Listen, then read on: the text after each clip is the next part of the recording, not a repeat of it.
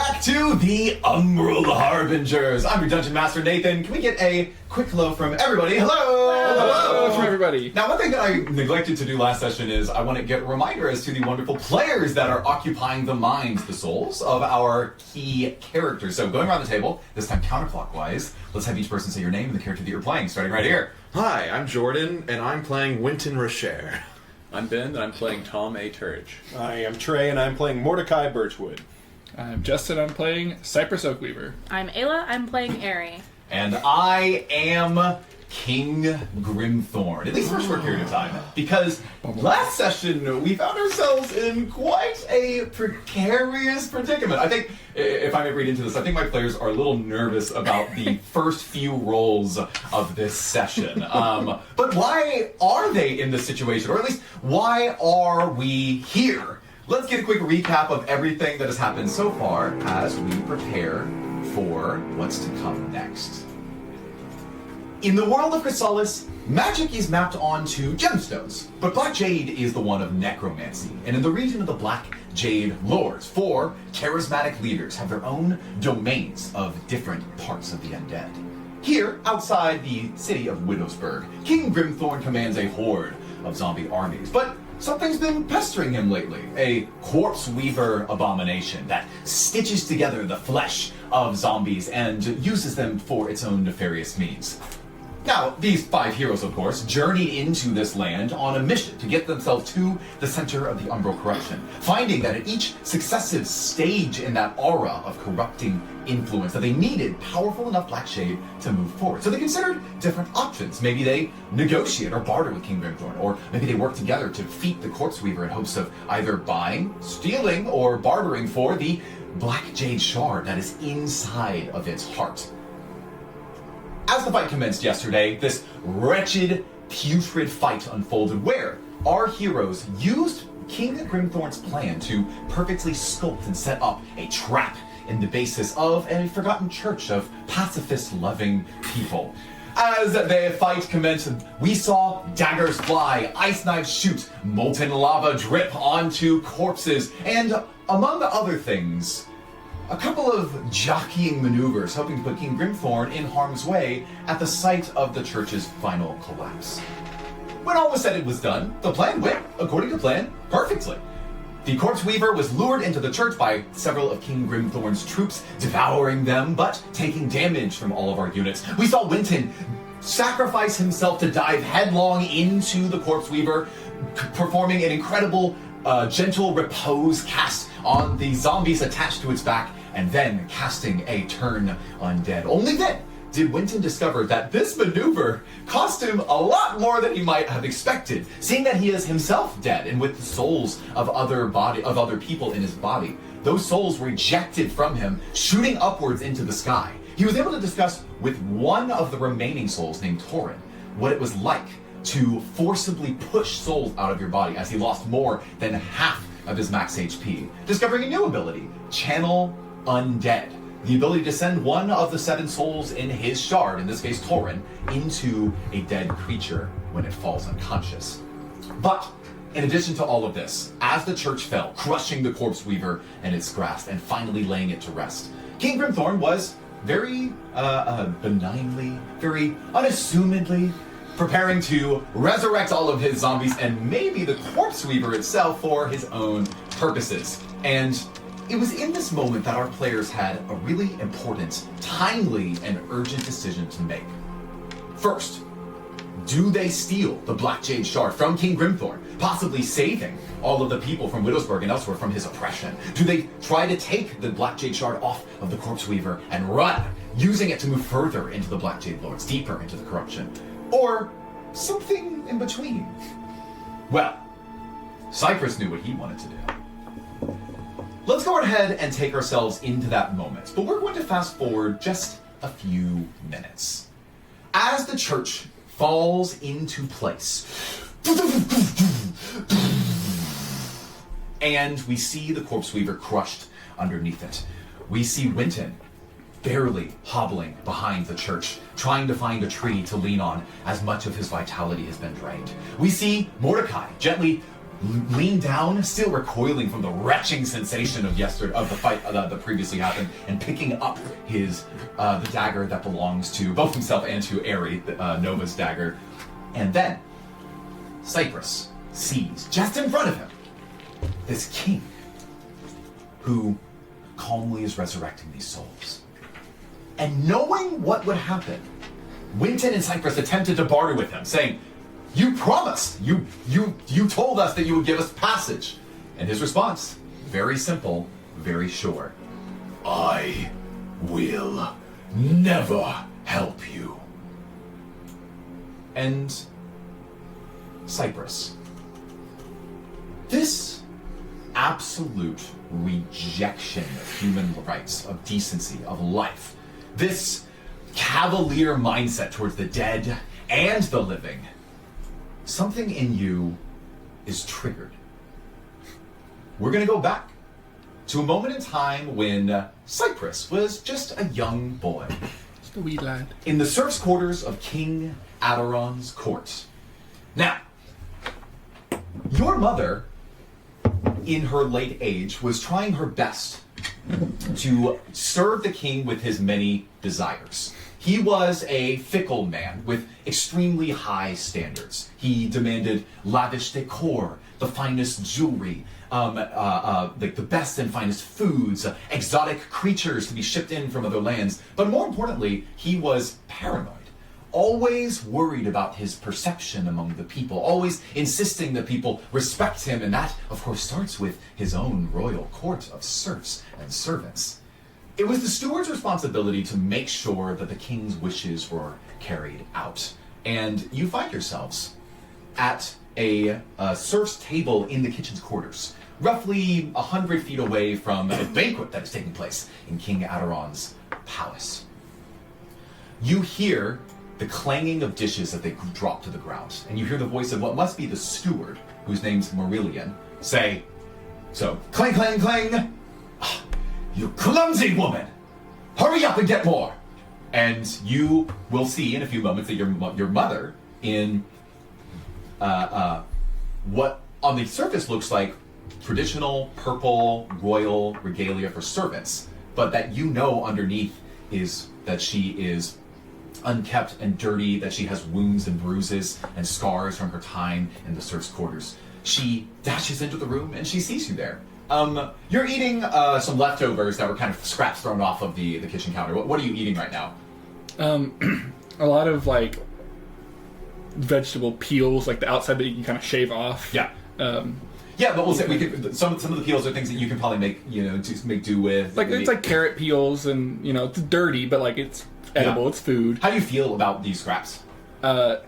Sitting here seeing all of these like fresh, warm, nice, we got clean like dishes, roast duck going piling out, through. and you've got like finely made steaks and some like spreads of gorgeous fruits. How does it make you go?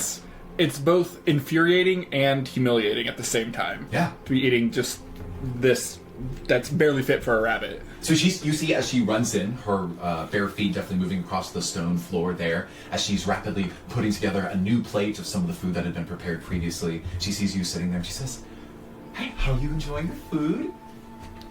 She puts her hand behind your head to give you a gentle pat. This is barely food. She says, she reacts to this, going, I think you're right, but remember what we say. In moments like this, think about the brightness of tomorrow.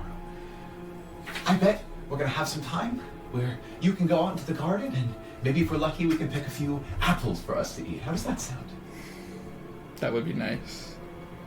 She looks to you a little deeper, trying to get a sense of truly how you're feeling. I think in her mind you are coming of age, and it's at this period of time I think she really is noticing that you're beginning to perceive the differences in wealth and perceive the way that she's being treated.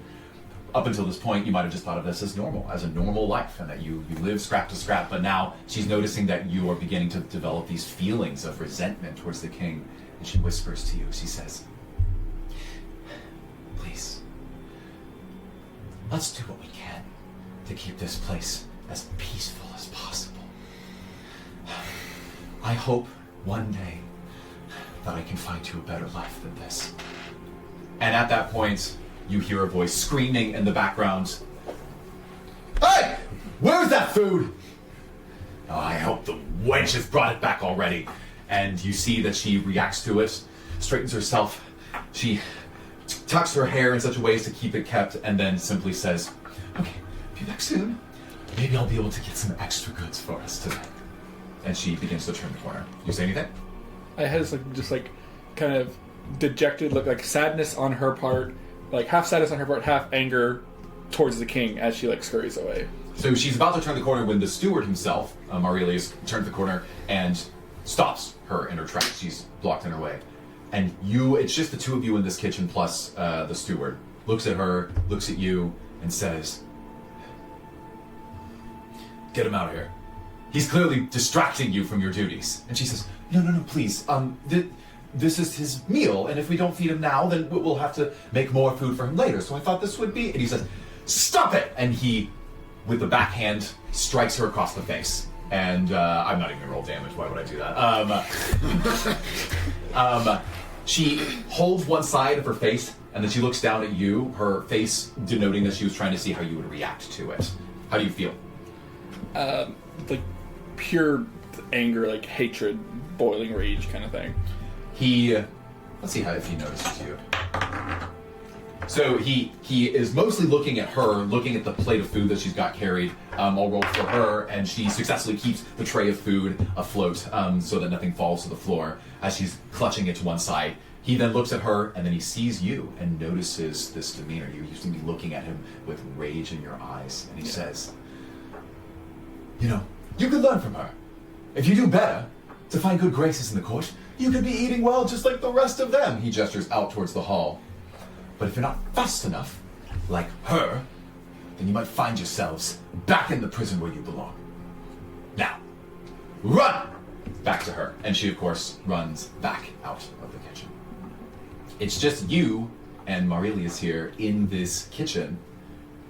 And he stands there, expectantly waiting, and then looking around to take inventory of anything else that might go out to the banquet.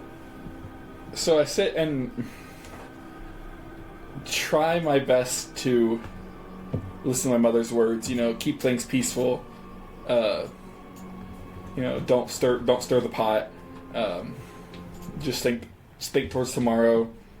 And as he kind of stands there, the one thing playing back in my mind over and over is him just hitting her. And I, as much as I'm trying to, stay calm, keep the peace, it's fine. The anger inside me keeps bubbling back up to the surface. I can't push it down no matter how much I'm trying. And I think I would stand up to him and be like, you can't treat people like that. So you stand up and you're speaking to him right now? Yeah. Okay, you do that. You can't treat people like that. He scoffs and looks at you, and then he doesn't even respond to you. He just goes back to inventorying some of the food. He's like, okay, after the dessert, we're going to make sure we bring out a sing of wine. And so he's he's basically talking to himself. Roughly how tall am I? Double your height right now. So I'm gonna come up to him and kind of tug on his side of his shirt, hey. Let's see how he's feeling right now. Okay. You tug, and he whips around to you and says, ugh, get off of me, you dirty and disgusting. He then prepares to sharply push your hand away, but he's not outright hurting you. So he's shoving you off of him. I think I would, at this stage, kind of let him. I wouldn't be expecting that, and I would get pushed. Okay, so you kind of get pushed back a few feet, yeah. And you're standing there, and then he says, one more of those, I'm going to put you back in your quarters for the rest of the day, which means no dinner. Understand? Me and my mom, we're people too. You can't treat us like this. He says, we give you all the opportunity in the world to prove yourselves, and instead you waste our time, ruin our meals, and you sully our clothes. Could you just do one thing right? This is no opportunity. No matter what we do, you wouldn't elevate us. He says, well, what are you going to do? You're gonna run away? Good luck finding someone who's going to take care of you in this environment. Every person out there is only in it for themselves. If you find someone who's willing to take care of you, then good luck, because those people end up at the bottom of a boot, or more notably, crushed under the weight of something like the Ruby Empire, the Black Jade Lords. As you'll see in this world, you've got a lot to learn, and might makes right. And he seems resigned to this. Hard to convince him otherwise. Do you do anything else? I think it's since I just am starting to learn, the evil and the horrors of this world, I don't think I would recognize, that he's resigned to this. He said so. I think I think that's fair. I would keep trying to talk to him and reason to him. Yeah. Just like, just because you're you're stronger doesn't mean that you're any better than anyone. He says,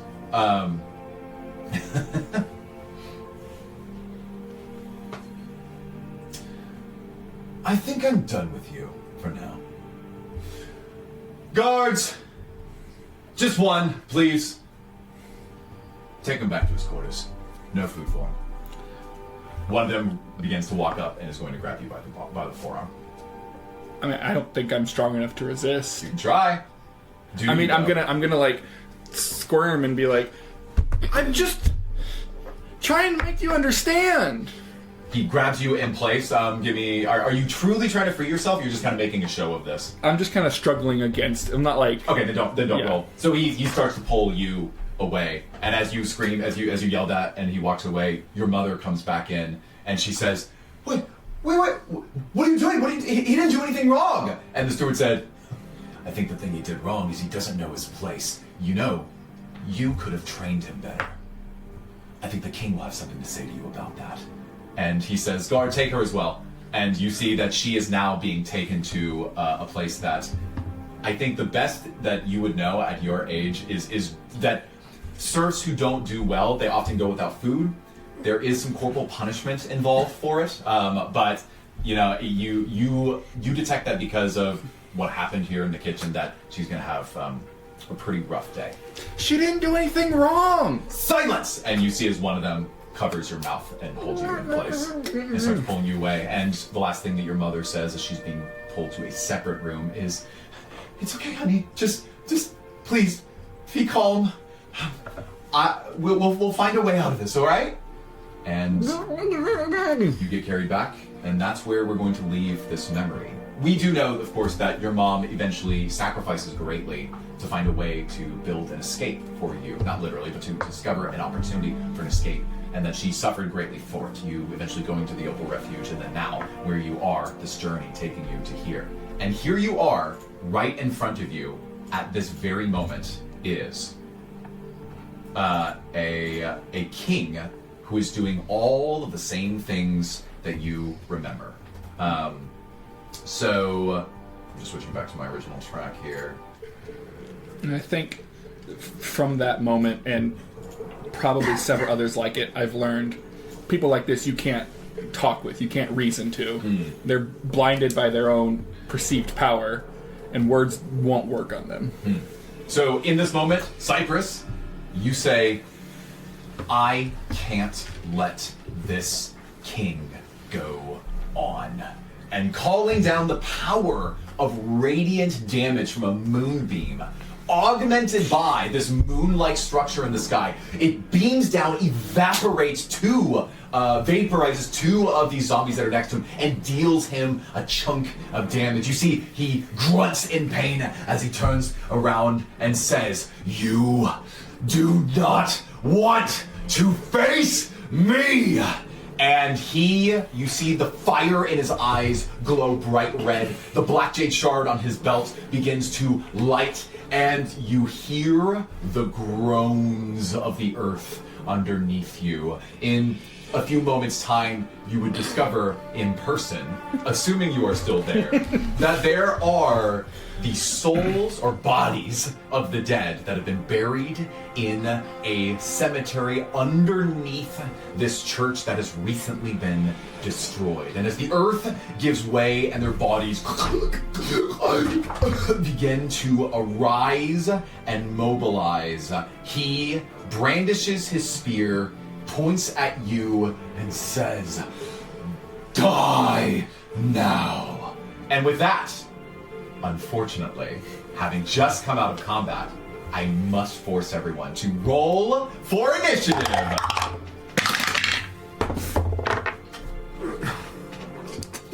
If you got higher than a 20, raise your hands. Mordecai and Tom, tell me your numbers. 21. Okay, a nat 20 will always win. Then, between 15 and 20, raise your hand. Eri. 17. 17. And Cypress. 15. 15. Good rolls, everybody. Yeah. And Winston, how'd you do? I got a 1.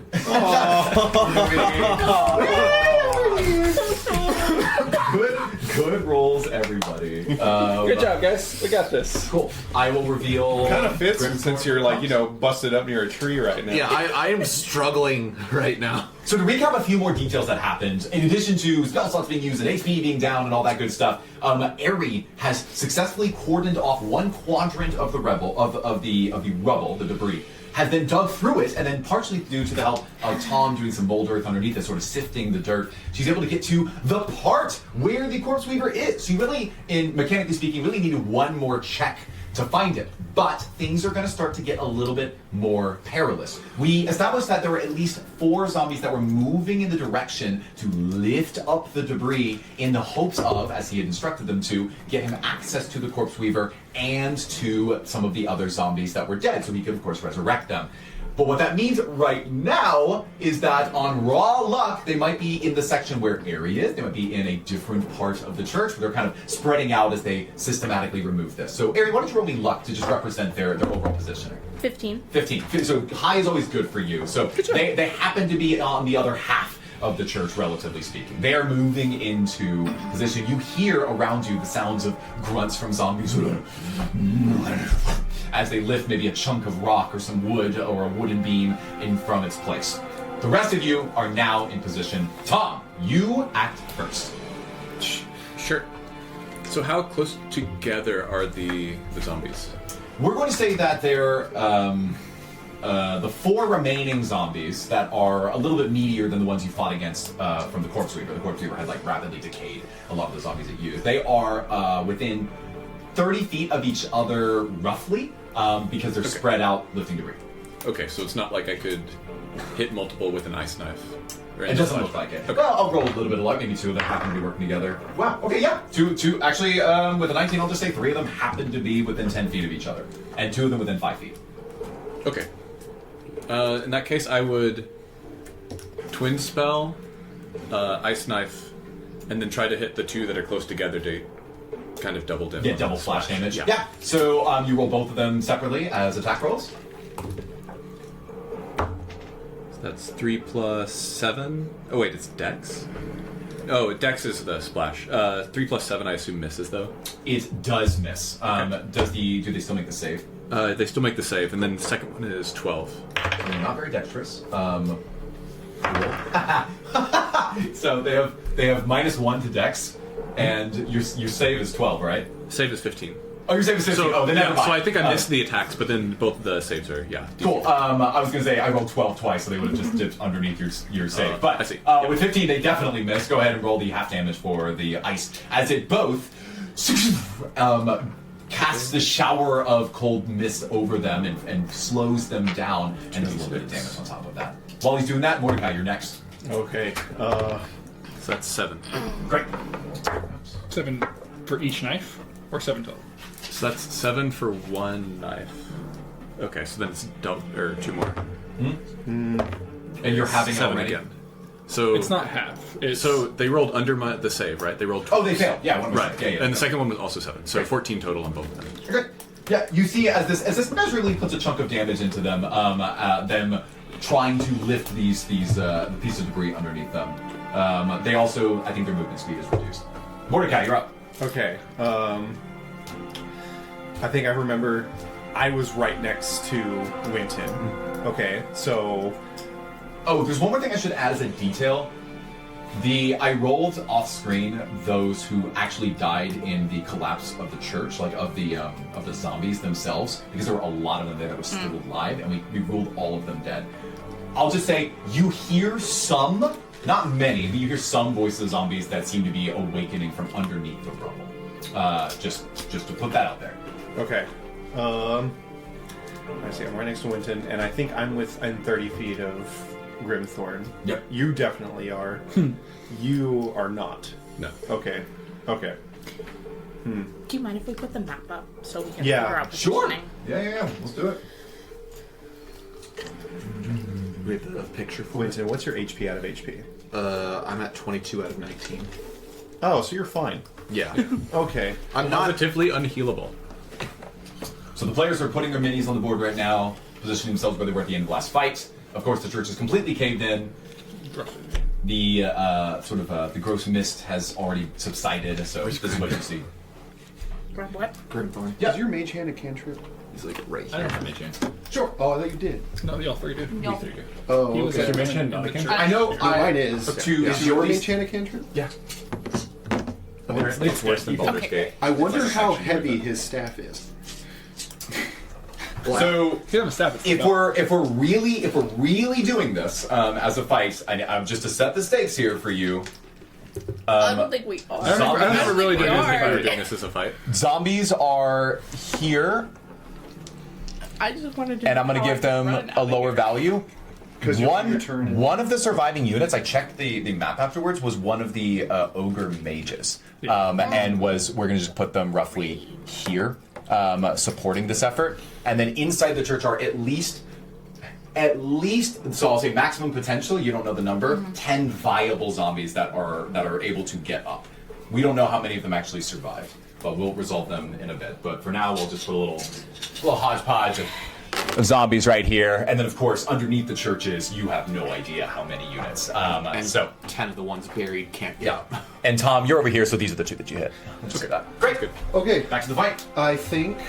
Is it touch? Yeah. Alright, I want to cast a 3rd level Longstrider, Long Strider, love it. and I want to cast it on myself,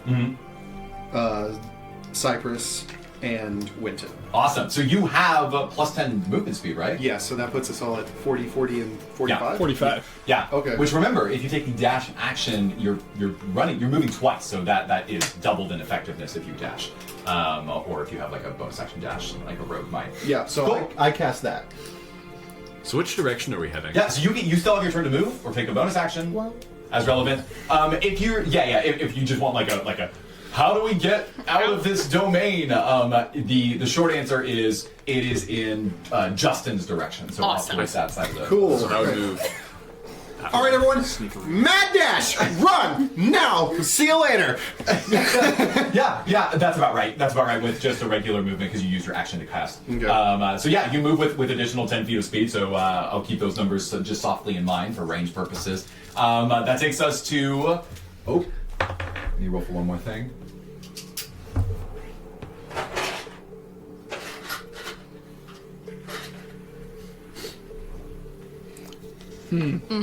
Sable. Oh, good old Sable. So, Sable, of course, looks to Grimthorn and he says, "What do you want?"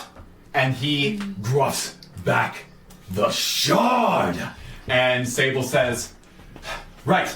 And he pulls his rapier, begins dashing into the middle of this area here, and we're going to give him his own independent perception check to see what's going on in the rubble area, of course, being in one of these quadrants. do you remember my stealth score, or do I need to re-roll that? They had like 21, right? I have no idea. I have what it no was. idea. The number that sticks in my It head was very high. yeah, the number that sticks in my head was 26. Okay, great. So we're gonna keep 26. Sounds right. I thought it was a 62. Yeah, I think she rolled the 26 and then she added her proficiency. Now, keep in mind, he doesn't, like, maybe I'll set the stakes mechanically. He's not looking for you, he's looking for the shard. And she's if helping he right now, happens right? to go in the correct direction of the shard, then he's much more likely to find you. I'm going to let him roll continuously in case there's a chance that he finds you. I just going don't there. want me being in the area to give away the area. Cool. So he does succeed on his first of 3 checks. So he's like essentially one step behind you in terms of rooting for the shard as he tips his cap back and is rapidly pulling through the stuff.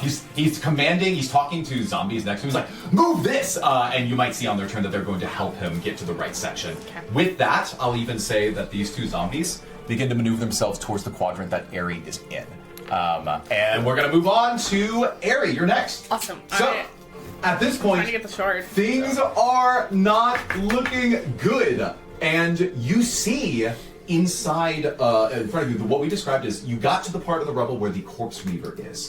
But this is a huge creature, and you would have to root through bone and marrow or through some flesh that is there in order to, through these like weird black necrotic veins that kind of stretch throughout it like this tendril-like substance in order to find this device. And in this moment, you have a fighter that is diving in and might directly challenge you in combat. If you get found, you're afraid of just suddenly being stabbed by a warrior. These zombies are beginning to surround you, and you know that if you don't find this fast enough, you risk the lives of yourself and everyone else. And maybe this matters more to you, maybe it matters less, but if you don't get this shard, you've got no chance of getting to the Umbral corruption, which means there's no hope for Sora. Her lock of hair still in your possession. If you die here, all of that goes to waste and she never comes back. How do you feel right now in this moment? I feel like the weight of the world is on my shoulders right now, both out of character and in character. Okay, Ayla herself afraid of the lives of the party. Because it's true. The direction that Mordecai just started running is off in the distance. You see that it is Queen Seraphra's domain of Osiria. And if you were to look in that direction, you would already know this from your observations and through some discussions with maybe some of the local people. The only way to get into the next realm, the next circle of the Umbral corruption, is with a powerful enough Black Jade shard to grant you entry. Otherwise, you all would, for lack of a better phrase, suffer the fate Winton would if he took off his necklace, dying within 2 minutes. So, without a shard, you're like running toward the edge of a cliff with no plan. In this moment, you feel the weight of the world on your shoulders. And then, something that you might be a little familiar with takes over your body. The rest of you don't see this, as Eri is, of course, under rubble. And your eyes begin to glow like starlight as this explosion of energy shoots through your body. And that note that you have for Aegon, it speaks directly to you and begins to possess your body. As you reopen your eyes, you find yourself not under a church, not in the Black Jade Lords, but in a celestial domain in the sky where your feet seem to be floating above a rainbow road in the stars. And go ahead and make that call, please. As this happens, you see another visage. You see the floating spectral astral projection of one Aegon. He is in your conscience, speaking directly to you, and we are thrilled to be able to bring Logan back to the table through a call. So, Ayla, if you could relatively kind of angle his speakerphone towards the mic. Yeah. We're also going to have like a secondary audio file, so maybe we might stitch this together. But Aegon, in this moment, you have been trying to make a connection to Eri for weeks. Desperate in the dojo of Master Bereni in the Diamond Sages, hoping to establish a connection to Eri. Desperate to protect her from what you believe might be her walking to her own demise. Here, now, the tether is connected. And you have, for the first time, the ability to actually speak with her directly. And you can sense panic in her eyes and blood, fear that has gripped her and the weight of the world on her shoulders. At this point, the two of you drift in a void, lost in space on this rainbow road, and you can talk to her for the first time. Hey. Aegon? Hey, yeah. I can't believe this actually worked. What I mean, the old man worked? said it would, but, you know, how's it going? I don't feel like it's going well. Where? I don't know what's going on. You and me both. I have no idea what's happening, but the only thing I'm feeling is that you're in a lot of trouble. You want to fill me in, or? I have to get this shard. We're being hunted. We're almost sure to be killed if I don't get it, and I don't know that I can, and I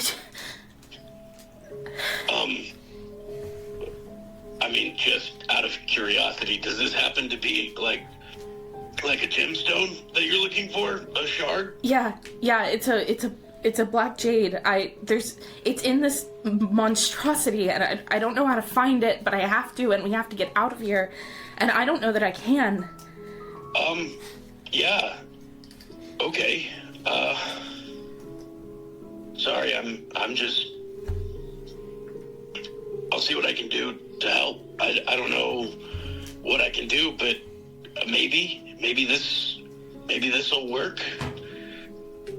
Aegon, at this moment, you feel that now that you have partial control over Eri's mind and body, you might be able to lend her something precious in these few moments. Why don't you roll me a wisdom check?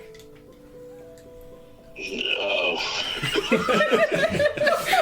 Roll well, please. Hang on. I have to find my wisdom. I left it back in my back pocket, the other pants. Does anyone know my wisdom modifier? I think it's +2. Are you sure? No, but I can pull go it up. with I it. can pull it up. Oh, it's +1. I should have gone with what you said. That's a 15. What was that? 15. 15.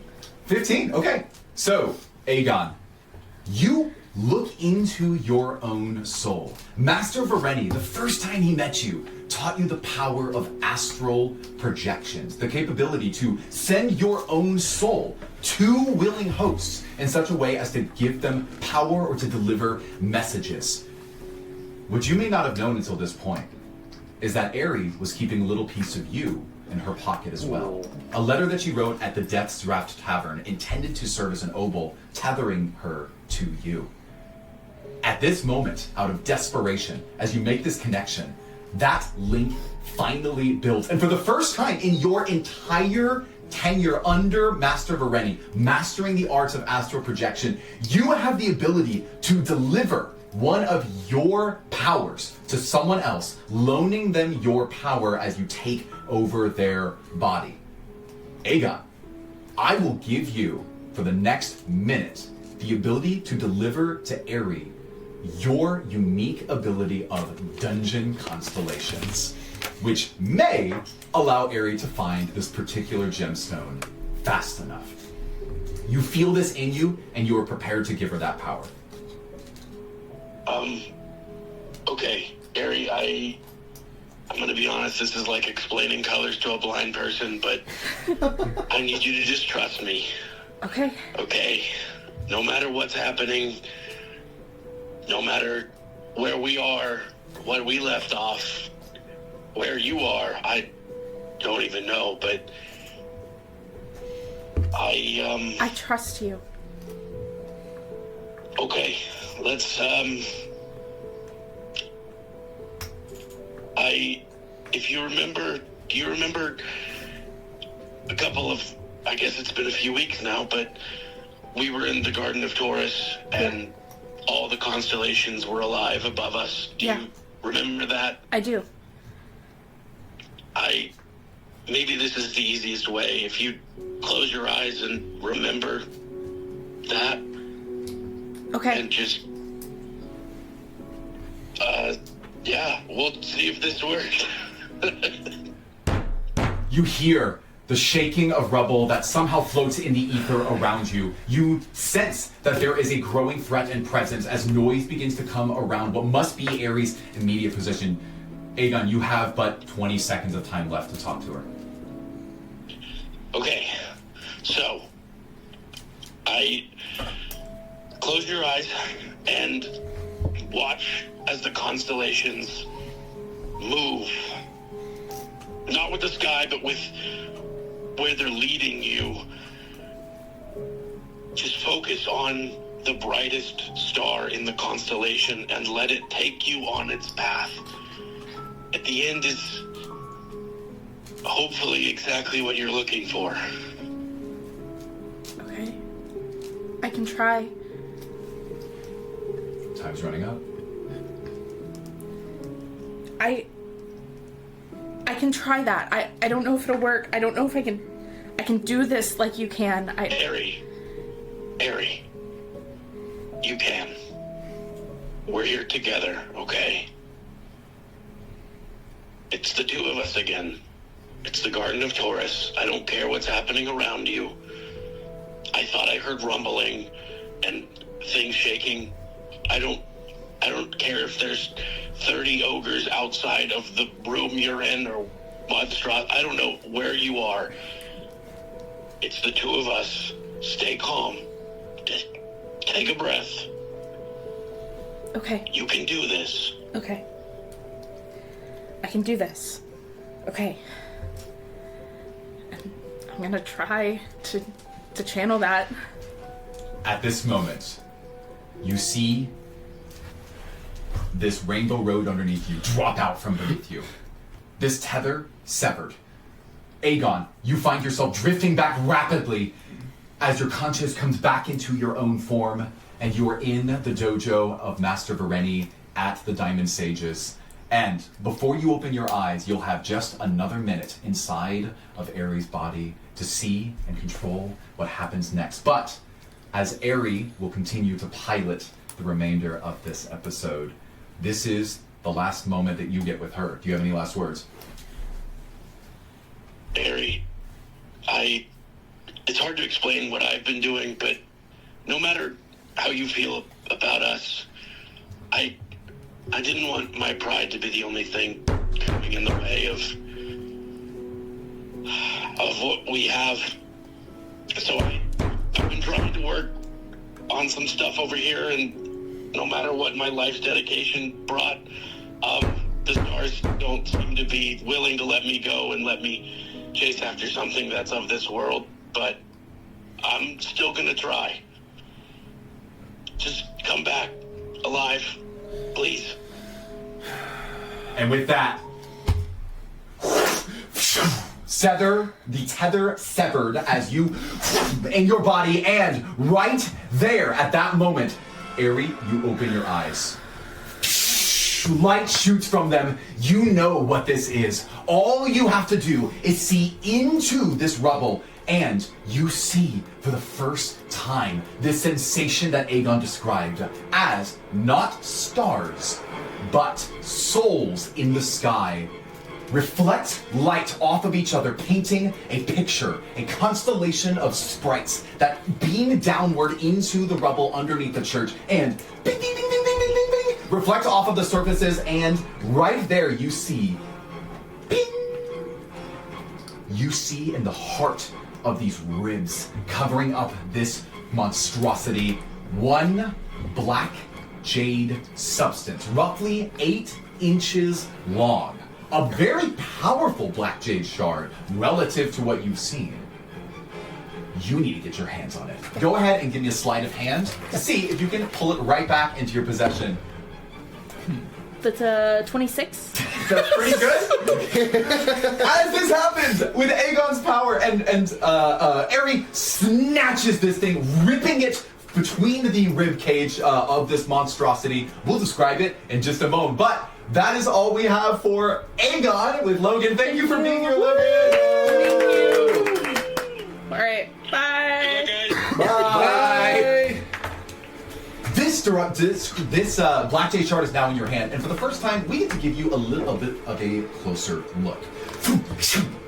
You hold it in your hand, and this Black Jade shard is not what you would expect from a traditional gemstone, just a multifaceted, polygonal structure. This looks like it was smooth, constructed. It has multiple moving parts, but maybe most notably, it's alive. This is a Black Jade centipede that when you grab it, squirms in your hand and is crawling up and down your arm. It's scratching at you, desperately trying to free itself. With your 26, I'm not going to make you roll this. Your hands were quick enough. You sense this and you're like, and you're able to jam it into a bag and basically seal it tight. Yeah. It is now in your bag, and it's not loud, but someone who was really listening to it would hear it squirming around in there, as it is, of course, trying to free itself from your embrace. The moment that you touch it, I want you to make me a wisdom saving throw. Wisdom 10.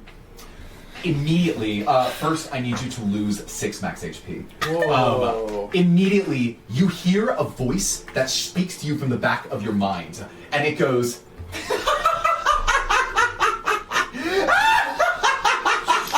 "Welcome to the dark side!"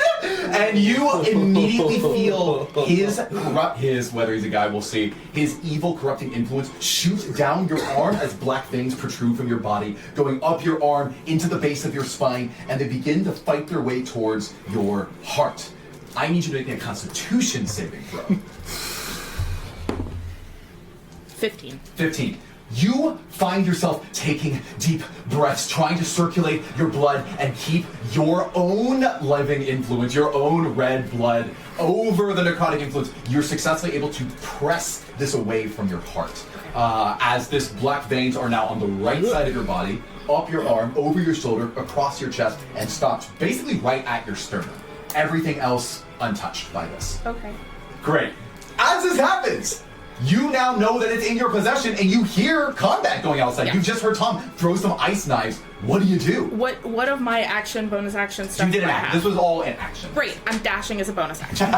Rogue, baby! I assume there's like a window or something I can jump out Yeah, of, yeah, or yeah, that's what you broken get the rubber. knife through. Yes, Yeah. that's true. Trey's thinking about it, yeah.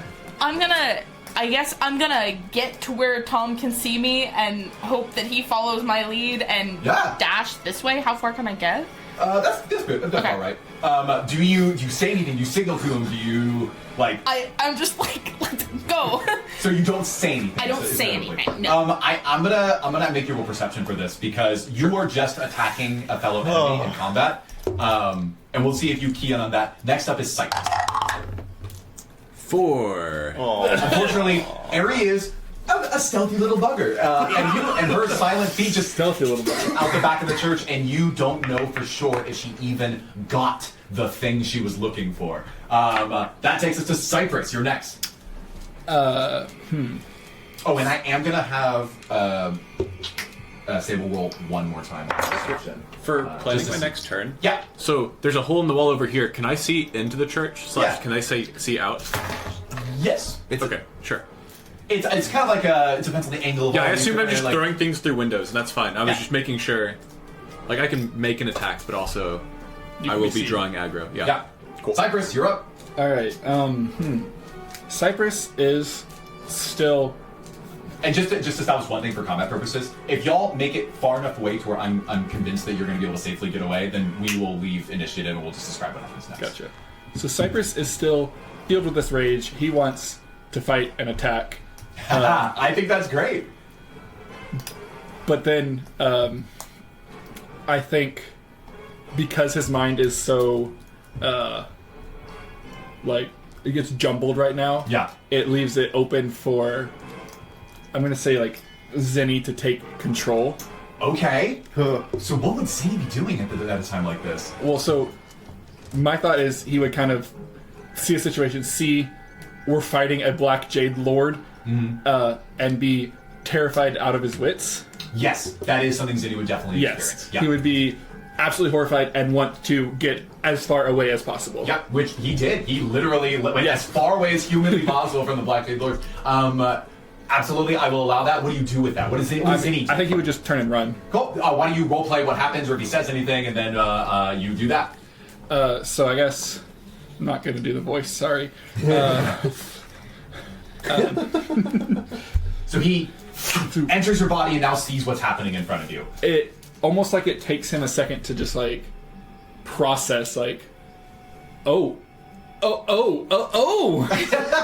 Yeah. And then it's like, no, not here, no, and just run and then dash. So I have. So this was his 45. So I have the other 45. Yeah, because you took no other actions. Yeah. Go ahead and gain one point for that. I need a pencil. I'll see yours. One soul's channel point. To be specific. That's my tank. Okay. Yeah, so you didn't use your action. That's why you didn't get to go twice as far, basically. Yeah. So I went one. Your action and was then- casting the spell. Oh. He took no actions. He just ran. Okay. Cool. That takes us to Grimthorn. As he sees what is happening, I'm going to give him a perception check on Eri's position. Because remember, the one thing he wants is the shard. You know what? I didn't have you roll stealth again after you left the revel. Let's have you do that. Okay. If you roll lower than a 4, Tom can see you. Actually, I want to say before. I don't think it's even possible for you to roll lower than Not 20. Plus 11, if that matters. As Aegon, What? as Aegon enters your body, you just vanish into the ethereal realm. No, you were just like you're so out of there. It's not even funny. Eri is literally invisible, making hand signals at me. How dare you not see me? Yeah, I'm not. I mean, whatever. Of course he's not going to see you. Now, there is one thing that I will reveal to you for fun, but you wouldn't know this, is that he does have a bit of a sixth sense awareness of Black Jade, and so he's closing his eyes and he's trying to feel the necrotic aura that is produced by this Black Jade shard through all of his zombies, the way he was sort of detecting the way that the Corpseweaver reacted to his troops when he sent them in earlier. So he closed his eyes. Yes, Winton. Would me and my Black Jade cause any sort of interference with that? That's exactly what I'm thinking. You wouldn't know it, but I will roll. I'm kind of looking at your positioning right now. I rolled high on luck, which means that yes, it does. Hey. You see that these ejected souls from your body are producing some sort of interference where he's detecting some necrotic energy that's coming from you, that's above you, that's around you, and it's going to make it a little harder for him to perceive where this is. But nonetheless, I'm going to roll to give him a chance. He's sensing the kind of the earth through with his body. In terms of quadrants, he fails. So he's like, where is it? Wait, and is it his turn? yeah. At the start of his turn, he still takes moonbeam damage. Okay, cool. Yeah. It's still up. I never broke concentration. Yeah, I love that. D12? It's a con save. Oh, And con then save. 2d10 and half of each. Oh my god. Well, he definitely passes. Okay, then 2d10 half. Okay. All right. While you're giving that, and let me know. And I do have his HP from last time, so unlikely. But if you go for the kill, 11 half, so 5. okay. Cool. So he singes a little bit under it, and he starts moving forward, dashes towards Sable, and he commands his zombies to dig faster. Basically, he's like, "Go faster!" And you see these two zombies come in this direction around the rebel. These two come over here, but the ogre mage that we established had some contraptions within her pouch. She pulls out another one of these necrotic pustule orb bombs, and she is going to throw it directly into the middle of the church, thinking that that's where you are, Eri. Or at least where Eri might be if she was stealing the shard. So we're just gonna boom, and a huge necrotic energy coalesces in the area. You hear Sable cough as he takes a step backwards at the start of his next turn. I'll make him roll some stuff. Yeah, he's fine. So that takes us to boom, boom. Yeah, so the zombies are going to perform 3 more search checks. Basically, if they roll really well, they will immediately know that it's not here. Basically, that's all you really need to know. That's a fail. That is a natural 20. That is a success. So I will count that as 3 successes. So immediately he sends the zombies out. They all look inside. Mage throws this thing in, and then he goes, "It's not here." Go and find them. And their turn is over. But you would further going to start spreading out and looking for more stuff. Awesome. That takes us to Winton. Alright, so... I'm guessing I don't clock Eri at No all. way. No one's even capable, I think. Do I clock Tom? Nah, not from where you're standing. Nah, What you've seen is Cypress and Mordecai just book it. I guess... Which in a way is actually pretty scary because you don't know that you have the shard. You're just like, Winton, you better get over here right now! Mordecai, no you were share. sleeping. Mordecai has a suggestion. I suggest. Here's a suggestion, get over here! Okay. Cast command, run. I'm going to... How far away are these? Power word skedaddle. 3, I guess. This is the ogre? Yes, let's say 25 feet and 50 feet. 50 feet? Or 40 feet. 40 feet. I've got 40 feet of movement. So I can move 20 feet to about right here. Okay. Would that put me within 30 feet of them? Of who? Him, Grimthorn, I guess maybe not safe. Yeah, why not? But it is worth noting that area has a moonbeam on it right now. The movie was like, it's a 5-foot circle. Pretty small. Okay, Yeah, then Well, that- it's only 20. I still Yeah. I still have 20 more feet. I want to cast Bane on these two. Dope. Yep. This is a charisma save. Yep, 15. Oh, obviously not very. That is a natural one from the ogre, and another fail. They from have to Grimthorn. subtract a D4 from every roll until it ends. And I guess I can target 3 creatures. So is there another this Yeah, one? sure. Yeah, you can get just. That one got a critical success. An extra charismatic zombie. Great zombies. But no, so ogre and Grimthorn, both ogres are now. jazz. Grimthorn's not. Both ogres, Grimthorn and the ogre. Okay, so yeah, I think I saw them run away, and I just began. Winston began panicking and ran over and wants to ensure that we can get away. So immediately baned them because to try to just make sure that whatever their skills are, they are worse from now on for the next however worse. long. Awesome. And then I'm going to spend the next 20 feet of movement running after. Yep. Winston starts dashing away. At initiative 0, you hear as the earth begins to crumble around the foundation of the church. I'm not going to put zombies on the board. They are not there yet, but to paint a brief picture, the sounds that you're hearing seem to sound like they're coming from here, here, here, and here. For those for those only listening, he just circled the entire church. Awesome. Great. Initiative at the top. We have Tom going next. Tom, run like hell. How loud was Grimthorn's? It's not here. He's loud. You hear it. So you know it's not here. Okay. Do we all know it's not here? Yeah, sure. Why not? He's not like in the moment. I think he's so fueled with rage that he's not exactly thinking about the tactical advantage. So I think I'm going to cause some confusion. I'm going to kind of lean back, toss a fireball into the front of this church, and then run. Attaboy. Good, good. So how big is 20 feet? Is that just like Sable, Grimthorn, and then these zombies? Or... Yeah, let's just say you hit absolutely Sable and Grimthorn and at least 3 of the prone zombies on the ground. Sounds good. We're casting Fireball, baby! Time. I know this might actually be the first time the Fireball is cast on the table, which is wild. In all of Yeah, I've never had it characters. Okay. 20. 23. And this is why people cast Fireball. 24. 25. Oh. Oh, and I empower spelled it? I'm gonna say I didn't empower spell it because you have I to declare. I super don't remember what most of those rolls were. Okay, so that's 25 if they fail dex, and Yep. then So Grimthorn and the 2 zombies auto-failed are on the ground. I'll let Sable also roll. Am I too far what is away a power for a spell bardic do? inspiration? I get to reroll Yes. 4 of those. Okay, just making sure. Yep. What's the save? 15? Yeah, DC 15. So Sable saves, but Grimthorn doesn't. cool. So how much can you say one more time? It was 25, so half is 12. Great. So yeah, Grimthorn. I mean, he looks hurt. If you were really like taking the time to investigate him, I might give you more intel, but he's not. He's not close. I do not think that I am taking the time to look in through the window. I think I'm running this Awesome. way. And then Sable takes 12. I'm gonna hide in this tunnel. Awesome. Perfect. Tom is making a getaway. Mordecai, you're next, and Ares after. I really don't know what to do. What could I do that's so beneficial to this situation?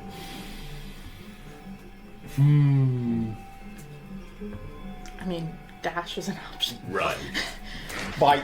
Yeah, once everyone's off the map, this is over. So They're does this they're not count as catching up off, to or you. would like right here be far away? That's fine. Okay. Whatever.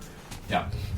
Cool. Eri, you're next. I am dashing as an action and a bonus action. How far can I get? Well, it's just your speed times 3. times. So So it's 90. Wait, my speed, is 90. So And here you- to here You was could make 90 it. feet. You could make it to So- me. So just to here. Sure. I'm double checking. Yeah. Yeah, you can do that. Cunning action You absolutely dash. can do that. It is a weird aspect of D&D, but if you are a rogue and extra cunning, you it's like I'm so cunning, I can like run twice as fast as the I am average human. also going to hug close to Mordecai in hopes that his gym will overpower Winton. Sorry, Yeah. in hopes that his gym will overpower the necrotic aura of the gem that I'm currently You just try to smuggling. shove it onto me with, now that you see like your black veins are mirroring No, I'm just mine. like hugging you. I Awesome. guess. Cypress, you're next. I mean, I'm going to have to say that Zinni stays in control because Cypress' character would Yep. come back and keep fighting, so Yep. he's just gonna Cool. disappear. Cool. Yeah, I'm not giving you any points for Yeah, that. no. But unless anyone does anything else, we can presume that Tom is fast enough to get away. That Mordecai, that Winton and Eri can get away. Grimthorn is rapidly sending his troops after you. I'm going to allow. Any that comes through here gets burned up. True. Like, Zombies are dumb enough to do it. Yes. Your problem might be that what's about to come out of the ground are not zombies. no. Eri and Winton, I'm going to give and Tom, I'm going to give all three of you the opportunity to roll perception with disadvantage to see what comes next as you are running the heck away. Not With disadvantage. with disadvantage. No. Could I make a religion check What'd to you know roll? what would be 6. buried in a church like this? Yeah, I'll give you a shot. Is an 8 alright? With an 8, I'll say, people bury people that they want to remember. Does a 9 work? Is that the highest you got out of the party? Is a 9? I'll turn on the music again. Wait, no, you got a 6? You got At a this 6? point, we are officially going to hand wave the remainder of this. Go ahead and pull your minis off the map and maybe clean up those dice and pencils and pens for me. I will describe with a 9, Winton, Eri, why not? We'll throw Tom in. What the rest of you see as you're running away. Over your shoulders, you see as the earth parts and these creatures pop up, separating the dirt with their hands. With a 9, I'm not going to tell you what they look like or what they are. They have hands. I'm not going to give you the chance They were to roomies. infer more. Guys, come back. We've got a farm XP. We'll just go kill boars for don't say several it, weeks. Cypress. It'll be fine. But just to set the stakes in a little bit of a more interesting way, these creatures are relentless.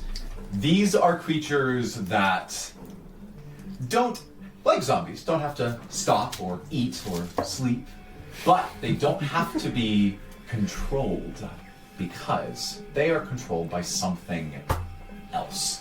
As the rest of you journey outward, you have a few miles of travel through swampy marshlands before you can get to the precipice, the barrier between this area, the ruins of Omering, and the next domain, that of Osiria. Do we think that these creatures would be like stopped by that barrier?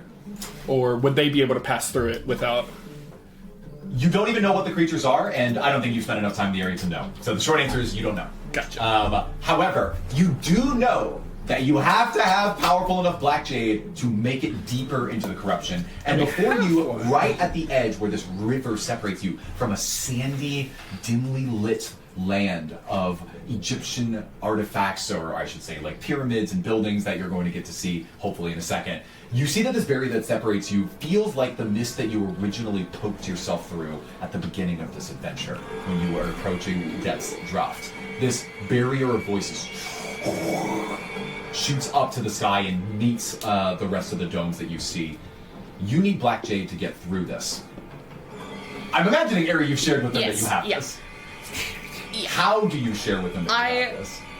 grab a cloth or something, or a shirt or You have something it. from my pack Yep. and use that to grab the thing. Okay. Explicitly telling them not to touch this. Can I say before that I noticed that her arm is like black and Yeah, veined? Same here. Do I not would also touch be. this. I also Y'all asked have on the Winton run, if but he has yes. any idea what to do about this. You can quit hanging out with I want Winton. to. When she asked me, do you have any idea? I want to walk up. I want to look at her arm, like really analyze what's going on. Well, so you're I don't think still we have on the time run. for that. on the run. We're The question actively is running. Is this a quick thing or like a let's really learn about this thing? No, it's a. I guess it's more of a. We can't do this right now. When we set, we'll set up camp and I'll Do we really. see I'll look at it anything later. following us? We know they come up- I was letting the three of them roll to kind of get a sense of what it is, but yes, you see that there's something. There are these humanoid-like figures that we'll just peg them at 200 feet behind you. Okay. You can. Thankfully they're not faster than you. You might even be gaining ground, but you don't know really how they work or what their speed is. I would imagine you don't care to find out. So you are now at this barrier. At this point, as soon as all of you are closer together, physically within 20 feet of one another, you feel a sense of dread that is pulling at your. It's what we've described previously as like your will to live, your tether to the earth. There's a sense of hopelessness or fatalism that comes over you. And it's funny how in this case you can actually feel like a compass where it's coming from. It's coming from Eri's satchel. And all of you know that this feeling is simultaneously really disheartening when you're in this aura. Over time, I might have you roll checks to take necrotic damage, but it is also protecting you from sudden and instant possession by, for example, the spirits that are in this barrier in front of you. And so you are prepared to make the plunge into Osiria. Is there anything else that you do before you go?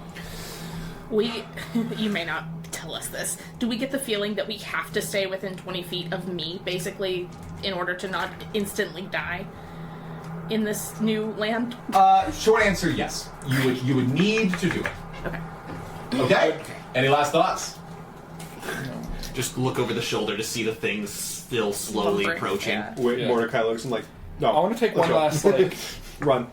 like as we're at the barrier, take one last Oh. look at them and try to see like any information I can get, because I assume the barrier's not see through, so once you cross, you won't be able to see back over.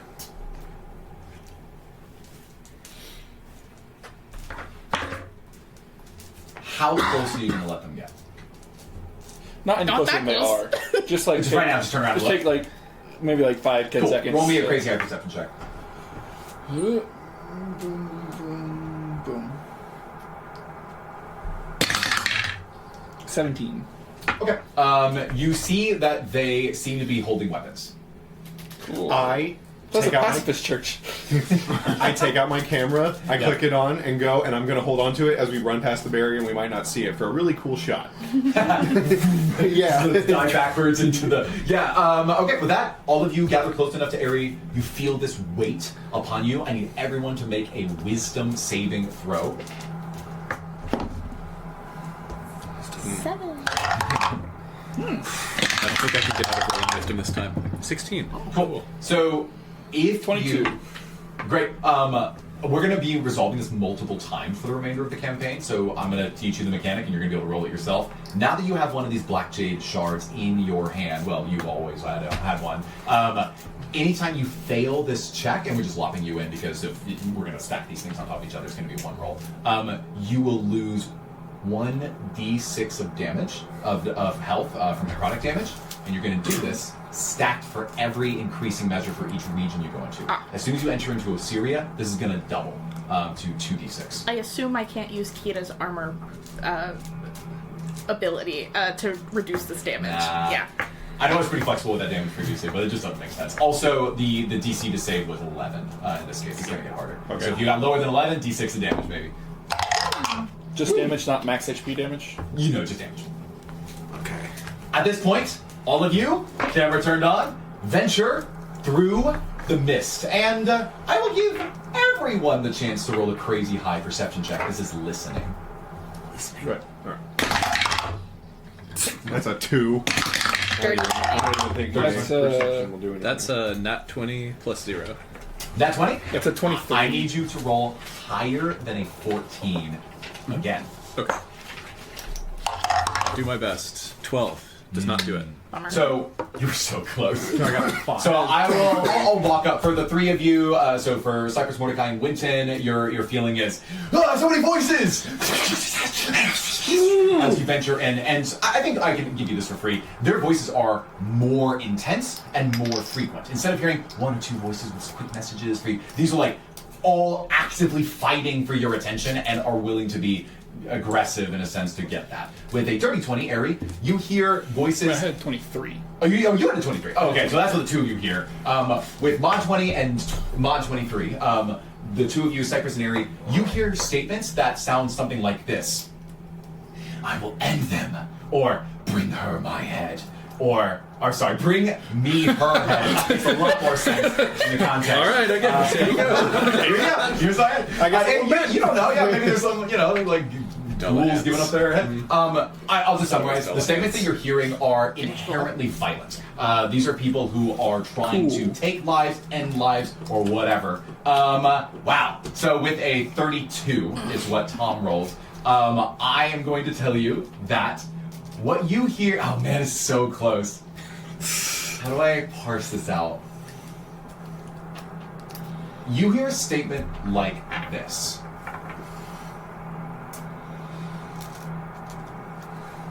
You hear multiple statements in a chant.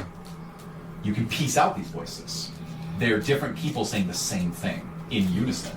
So this was either rehearsed or it's a creed of some kind. I can't give it to you all, but the statement reads something like, we will bring ... devastation ... total annihilation ... until our last breath. As you step through the mist onto the other side, all of you find your feet touch down on sand. In front of you is the dimly lit, of course, by this moon-like glow from the sky above, land of Osiria. Let's give you a little look at where you are going to explore next. Did Mordecai get really cool shots? I sure hope I did. Roll up, just to see just generally how well it comes. 10. 10 is, Average shots. it's pretty nice. Look, what you're doing is inherently very interesting. It's some great B-roll. How's that B-roll? Well, how about I show you That's a the little bit fade of that credit B-roll. scene. This is a glimpse at Osiria.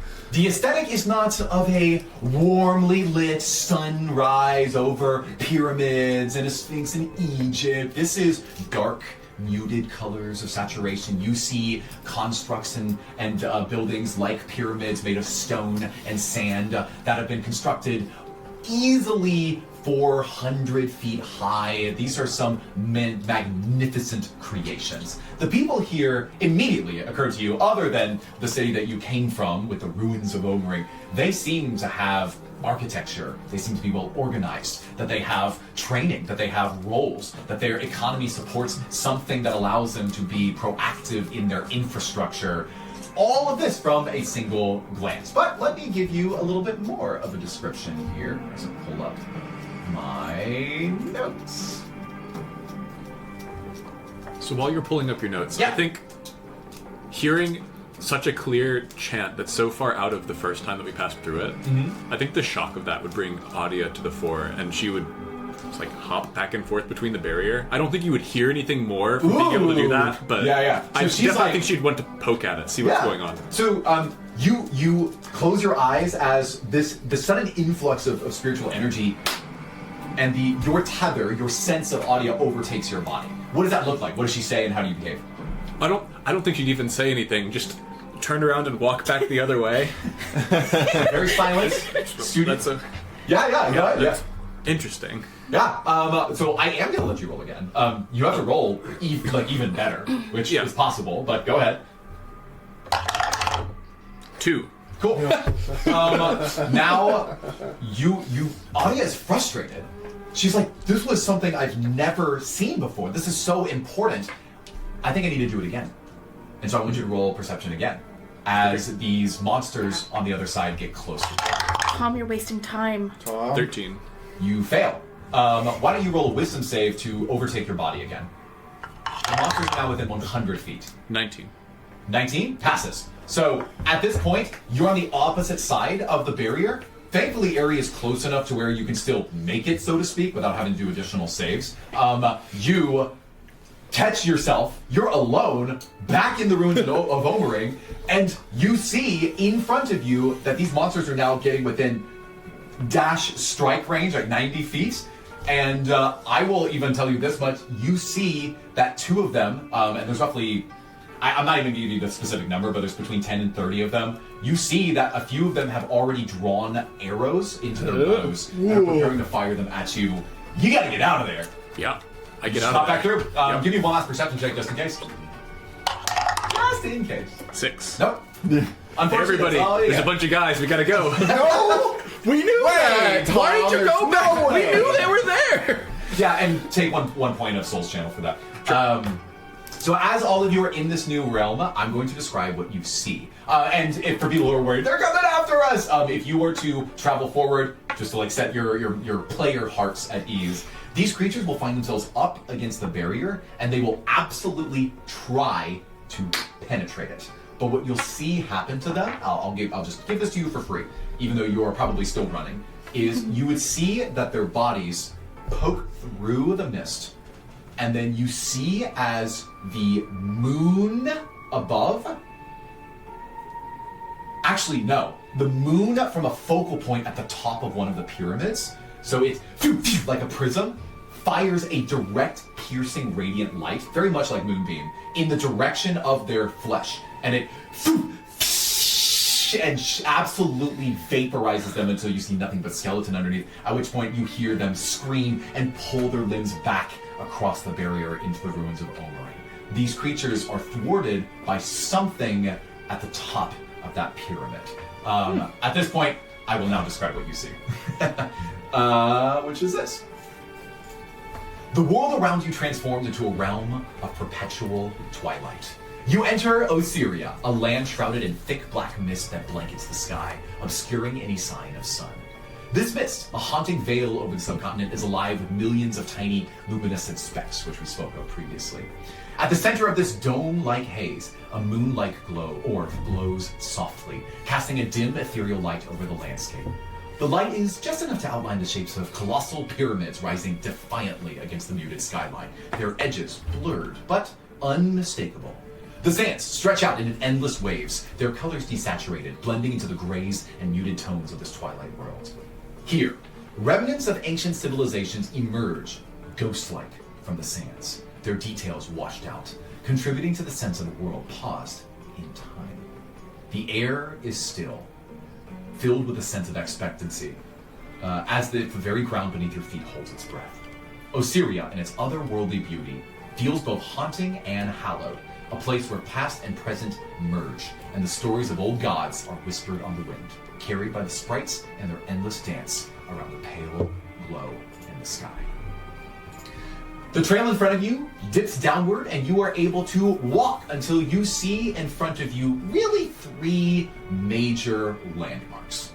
2 of them, I will spoil this for you, are completely inaccessible. These are monuments. You'll see a large sphinx-like creature that is up at least 100 feet tall on one side. And you'll see on the other a pyramid that is completely walled off from the outside. But in the middle, you see the tallest and the most ornate central pyramid, which seems to be the focus and locus of most activities. As you are walking through the sands, I spend the rest of the campaign trying to get in that walled pyramid. just Fucking pickaxe, just trying to get in. Baby! Bardic inspiration. We saw You're going faster. the moon being like vaporized. Yeah, we'll say you Efficiency 2. I think after that, I would essentially grab hold of Eri and kind of walk to the side of the road to actually begin looking at what's going Okay, on. you're gonna take a little breather and take a look at it. Yeah. Are we So- doing our short rest? Well, you're standing in Osiria. Okay. Short rest is an hour. I think we're doing this quickly. So Yeah. you tell me that what are you trying to make sense of? I'm trying to essentially see what it's doing and how it compares to what's happened to me. Yeah. Go ahead and roll. Let's just do perception with advantage. And I'll describe the voice that I heard. Yeah, of course. Can I make that a medicine check? No. That's a 7. Are you trying to heal her? I thought you were trying to learn what was happening here. Well, I want to fix this. Still no. Okay, 7.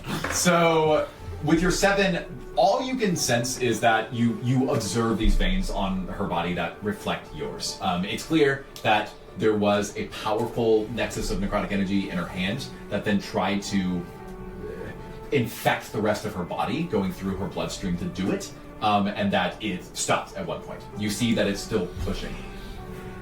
It's still fighting for more ground. You describe this voice to him, and in fact, you can describe it to everyone. Yeah. This like cackling, evil voice that welcomed you to the dark side. Quote. Whatever that means. I actually can't give you more than that. Yeah, It's really yeah, you just described it. okay. What happens. Can I see it? I'm not letting you touch it. Can't Growl get at more me? curse. I'm not growling. He can't die I'm regretting again, what I'm about can to he? do. Can I touch the bag? Yeah, I'll let you touch the bag. I want to cast Identify on the bag. Okay. On the bag? It's a bag.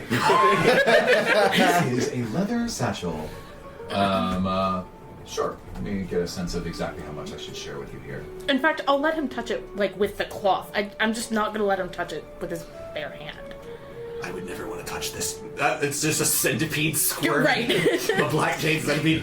Ugh. So Can I cast Speak with Animals on this? that's interesting. Try to now. If you try, you're not going to get anything. So you hold the bag, cast it. Mm-hmm. You sound like tell me what that thing is. Mm-hmm. So language of Identify. You choose one object that you must touch throughout the casting of the spell. Oh. Hey, it's Okay. okay. Never This mind. is I'm just. a bag. We'll just. You won't. She won't let me touch You it, won't. so I can't touch it. This is your choice. I really don't think it's wise to touch this. I've already done it, and I can tell you what happens. You've been there. You can do it again. I would feel more comfortable if you let me hold this while you do whatever you're trying to do. But Okay, you can hold it. Do you mind if I put a single finger on it? Look at me. I am already Sure. the worst. Can you cast a Sure. healing spell on yourself? No, you're full healed. I want to touch myself and cast False Life before I Okay. touch it. Got it. I'll pick up my staff and just be ready to kind of shove him away. Tom, Use the back of your hand. I got a cantrip, thunderclap, and make sure. Honestly, if y'all ready these actions, then you just perform it on initiative. yeah, for free. I'm ready to pull this away Okay. from You being ready matters if something really bad happens. I just healed or gave myself 7 fake hit points. What's your HP right now? 27. Okay. 26, sorry. Okay, cool. Okay. I'm going to grab the squirming thing into my 2 fingers and cast Identify as quick as I can. So, 2 things happen at once, but that I'll give all of you for free. You can observe this in real time. When this creature, you open the bag, it immediately tries to climb out. So we're gonna I'll give it to you for free. You're able to put your hand in such a way that you can guarantee that you get a little finger on it. When you reach for it, it recoils from you. It's whatever noise a centipede would make, but it is wrapped, pushing itself away from your fingers against the bag. And the more that you move your hand, the more it tries to squirm within the bag away from you. Again, I'm giving it to you for free. Eventually, you get your hand on it. When that happens, it flips itself and immediately takes its pincers and drives them deep into your finger. Blood starts to seep from your fingertip, and you immediately feel this necrotic power, exactly as you've experienced before, seeping through your own body, and I need you to make a Constitution save. 15. Okay, so you're going to take half of this.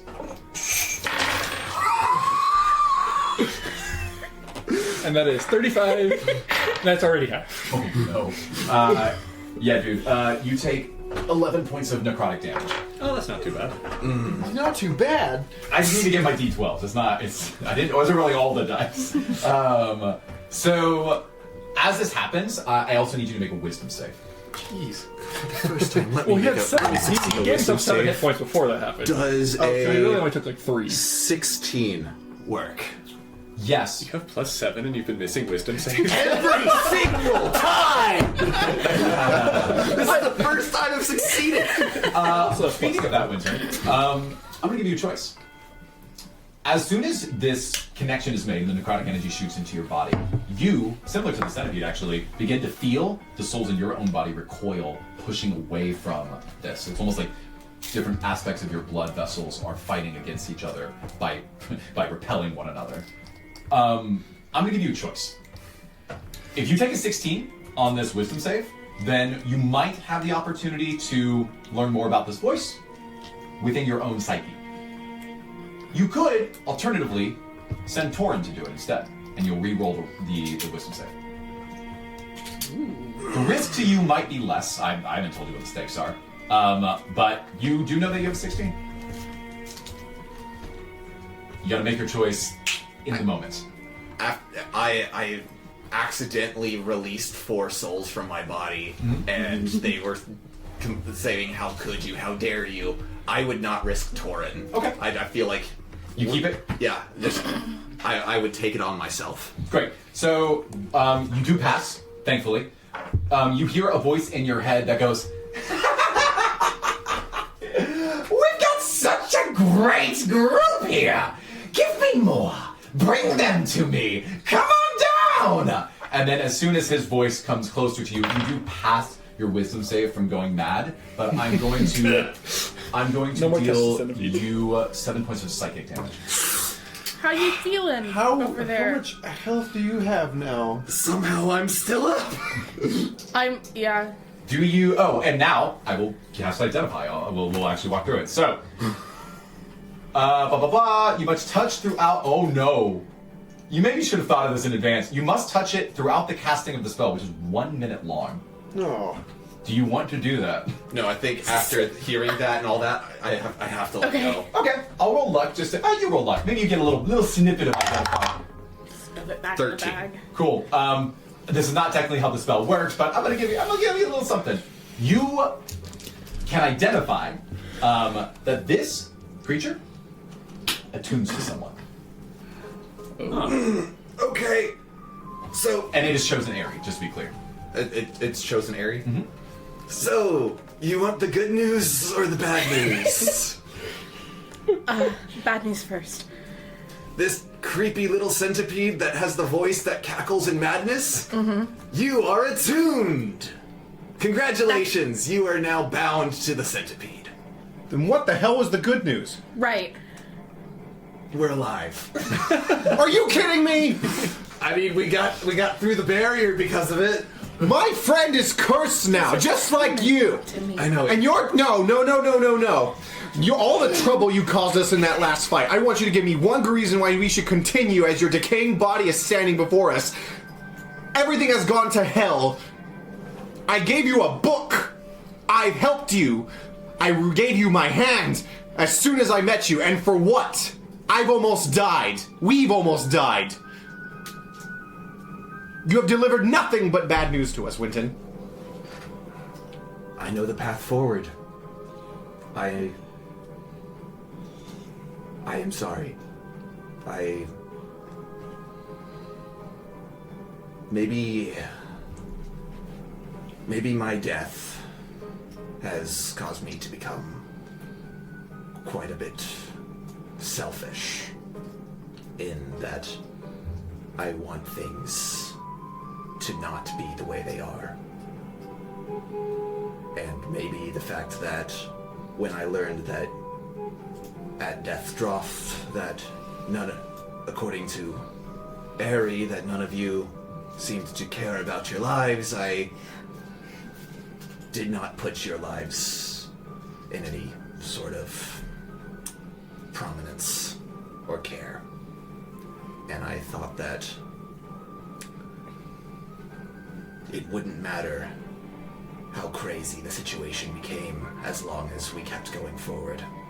And maybe that colored my reaction when we approached the enemy that I have been fighting for several months now.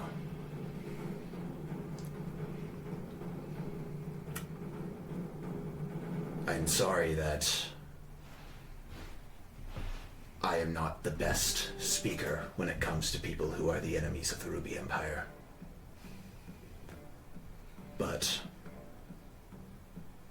the reason I believe that you can stay with me is because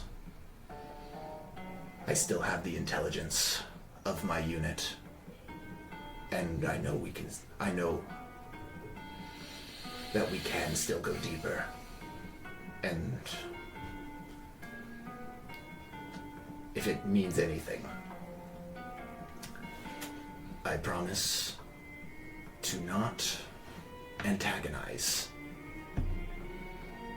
any more leaders or anyone of great power in the Black Jade Lords until I'm back alive and away from you. Winton, you look at me in the eyes right now. Repeat after me 3 things. No antagonizing leaders. Say it. Winton stands up and begins like a full-on salute. Yeah, and we now know what the salute looks like. If you want the official Red Ruby salute, it looks like this. Circle over heart, and then you hold it up to the sky, symbolizing capturing the sun and putting it into your chest. Okay, just full-on salute. I don't know if you know this, it's just... I do not. I don't think so. I swear upon my honor as a cleric of the Ruby Empire and a cleric of Tempest that I will not antagonize a Black Jade Lord. Second, no more talking about death. Wait. I would like to specify we are in a land of death. I am particularly talking about being a Debbie Downer about any of us dying. I treasure my life and I want to stay alive. Would it be better if I told you that I could bring people Let's back? rephrase that, Winton. All living lives are sacred. All living lives are sacred. 3, I'm sure that salute was about it. I really don't want to hear anything more about the Ruby Empire until we've parted ways. But why? Because it's annoying. It's my life. Yes. I'm not talking about my life all the time. Do you see me doing that? If one of you brings it up, can I continue talking about it? If for any reason any one of us brings up the Ruby Empire, by all means. But I don't want to hear you doing anything in the name of the Ruby Empire, especially if it means getting us killed. I find that agreeable. And once again, I am sorry that my actions have caused you so much distress. Thank you. The two shake hands firmly as they look each other in the eye, and the group prepares to move forward. Sorry, I was really on board. Like, I don't know if you heard that, but Sable told me we're not the same, and that kind of threw me in some kind of weird little stupor. I think I needed a little step of confidence there, and I feel really good. It was nice to get that off my chest. We don't all have to agree to not antagonizing people, right? Yeah, we don't all have to agree about not About not talking about death? Cypress, take a good look at the person you're antagonizing. Do they look like they could kill us in 2 seconds? Let's go antagonize the moon. Tom!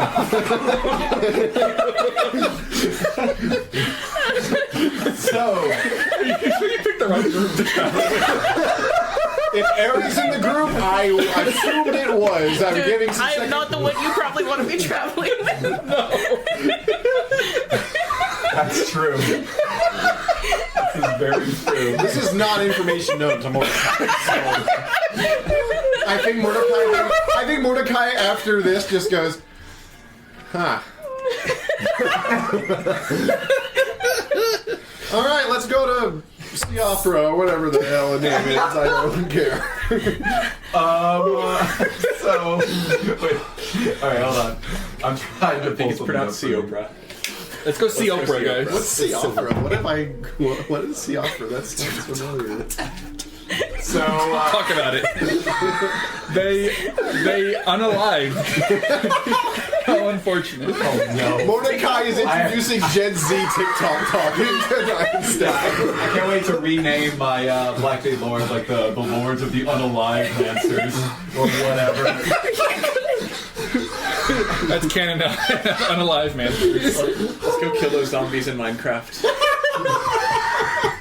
Awesome. Let's give you a few more visuals as you're walking forward. So the group together now with these new revelations. Now with Eri attuned to this necrotic device that is now sending her visions or voices from this mysterious person. The rest of you walk through, have this discussion, and as you're walking through the sand, I'm going to give two of you the chance to get to give me some perception as something's going to happen a few hundred yards to the east. I got +3. I'll roll for that. It was a 2. It's not a 20. I got a 19. Nice. Nice. Mordecai. 9. Most people seem to be focused on the energy that's at the base and surrounding this central, more ornate pyramid temple. You see that there are actually figures off in the distance, we'll say you're roughly 300 feet away, that are moving resources from one place to another. They seem to be building something, collecting, gathering, maybe even selling. Maybe there are merchants here, various goods and services. From your distance, though, as everyone else is focused on just getting to a place to rest, a place where you can find some safe rest and get those get that HP back, you notice something. It's off 1,000 feet to the east. There's something in the sand. It's underneath the surface, and you can't hear it from your distance, but with a 19, that's good enough for me to show you what you're going up against. A creature made entirely of bone. It is a Bone Rattler Basilisk, which will be your next necrotic beast. As this creature slithers under the sand, it effortlessly burrows, and with the length of its body being easily 70 feet long, including the tail, you infer that it must be going at least 30 feet under the surface of the sand, effortlessly digging, and then you see a few hundred yards away, pops up and moves into another area and begins to swim around. You notice that there are, in sort of an oasis off in the distance, that there are some creatures underneath a tree, and it effortlessly, you can conjure to mind a Molduga from Breath of the Wild. That's exactly what I was It strikes upward, and then with its tail immediately coils around and crushes a creature that is there basking in the shade underneath one of these trees. Mordecai just stops in his tracks, like everyone else is walking. Mordecai just stops and just like is just dead staring, and like is like paralyzed in like a mixture of fear and something else. Yeah, I'll let you process what that something else is. But you see this, and you're the only one who does at the moment. We're gonna die. You all hear this. What? You see that Mordecai's looking off in the distance. What happened to the not talking about dying thing? Do you need healing, friend? I said he couldn't talk about it. I didn't say I could talk about it. I think that y'all could infer that Mordecai's looking at something in the distance, Yeah. and I will give it to you for free. You look Sure. off, and you see a massive bone-formed, snake-like creature swimming through the sand and not devouring, because it doesn't have a body to eat things, but destroying with its constricting capabilities other creatures it finds that happen to be on its unlucky path. Winton sighs as he stares at this thing. I feel like I need to bring something up now that I've made an oath that all life is sacred. We want to get to the Umbral corruption, correct? That is our goal. That is everyone's goal. Yes. Yeah. Okay. So, I'm just holding the orb, and I'm like, this is not my goal, but I am here, so what the hell? based on the last fight, that creature of bone and certain death has another piece of black jade, most likely living black jade. Do Can I have this one? any of you want to be cursed by picking it up? Yeah. You do. I mean, no, but I'll pick it up.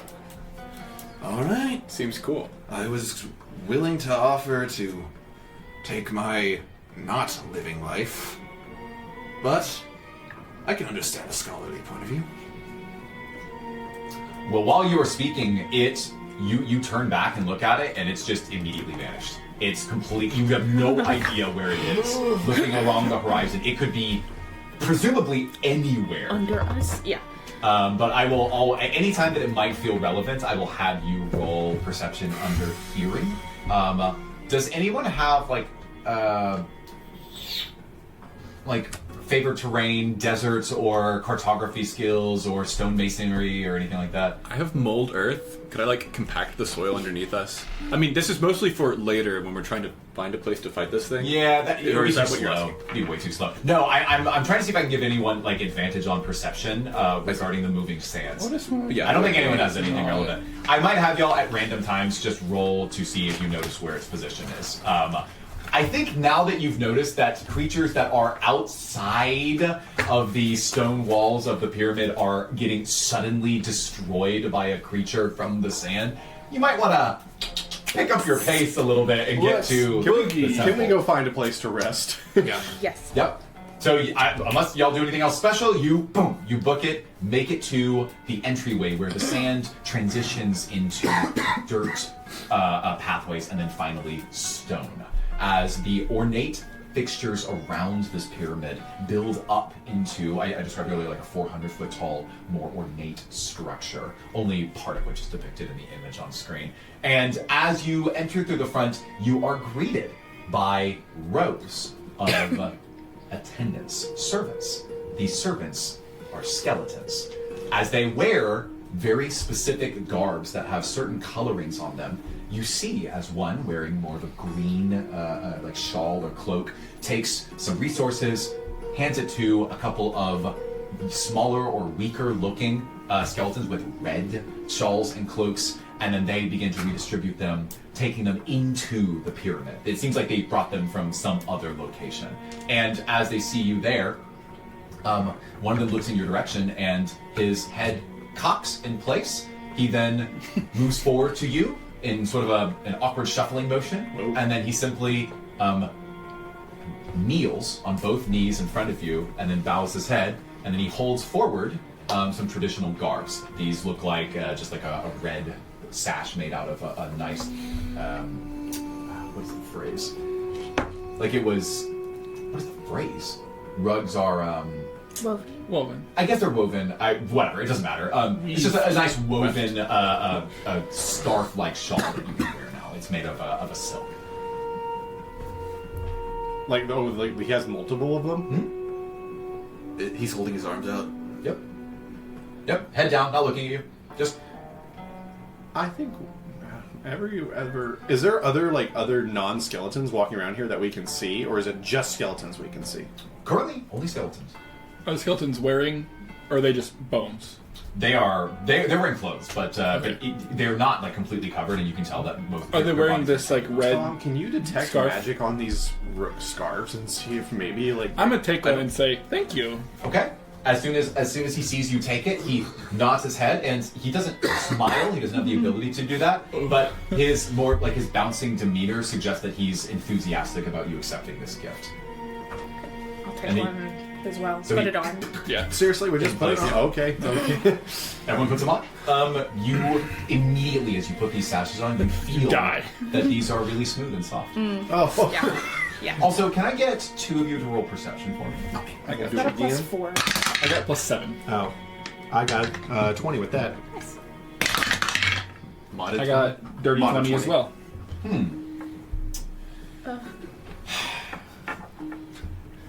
What was that noise?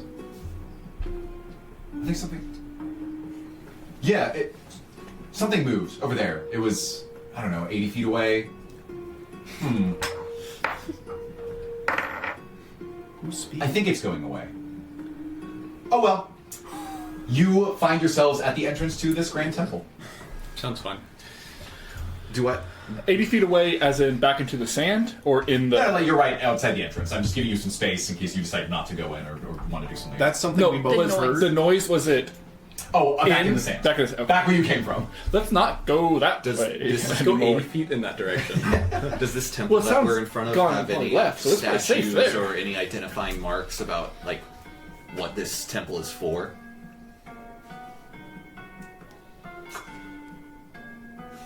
Roll history.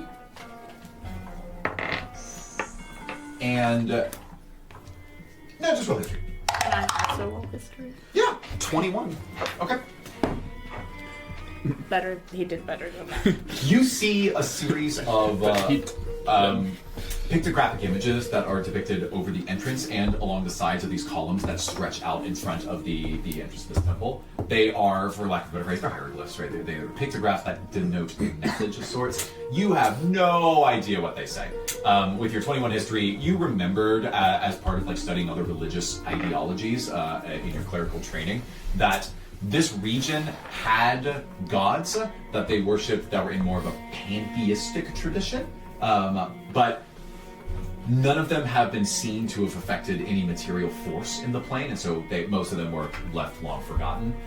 Maybe these are referring to them. You see images that to you might indicate like a sense of worship or deity, but you have no idea. And that's with the 21, and you get the same sense. Yeah. So, at this point, you have the entrance to this temple in front of you. Can I look up at the pyramid and try to understand, was the beam coming from the moon itself or for something on the top of the pyramid, or were we not able to tell? Both. Moon, pyramid. Oh, like it's a changes giant lens, the maybe? I see. Yeah, could I roll Arcana to see whether that's a mechanism or something magic? Yeah, absolutely. Go ahead. Because I want one of those. 10.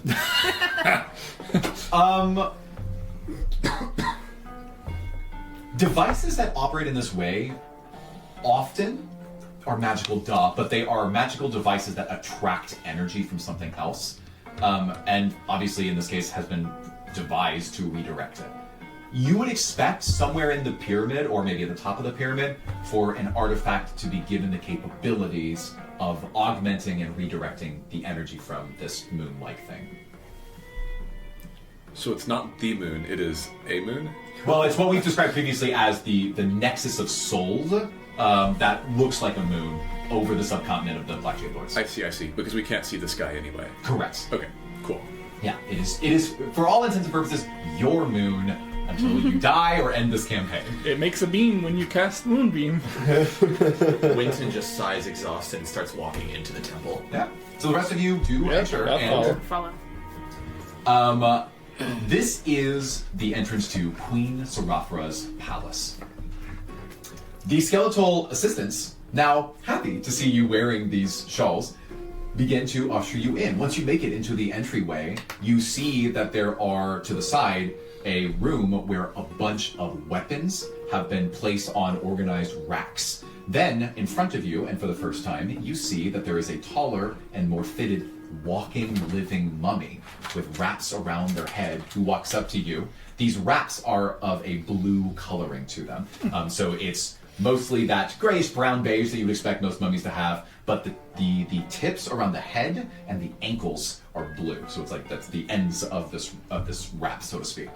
These mummies, two of them, walk up to you, and then they hold out their wrapped hands in a gesture that you would immediately infer is asking you to give up your weapons so that they can place them into this storage area immediately off to your right.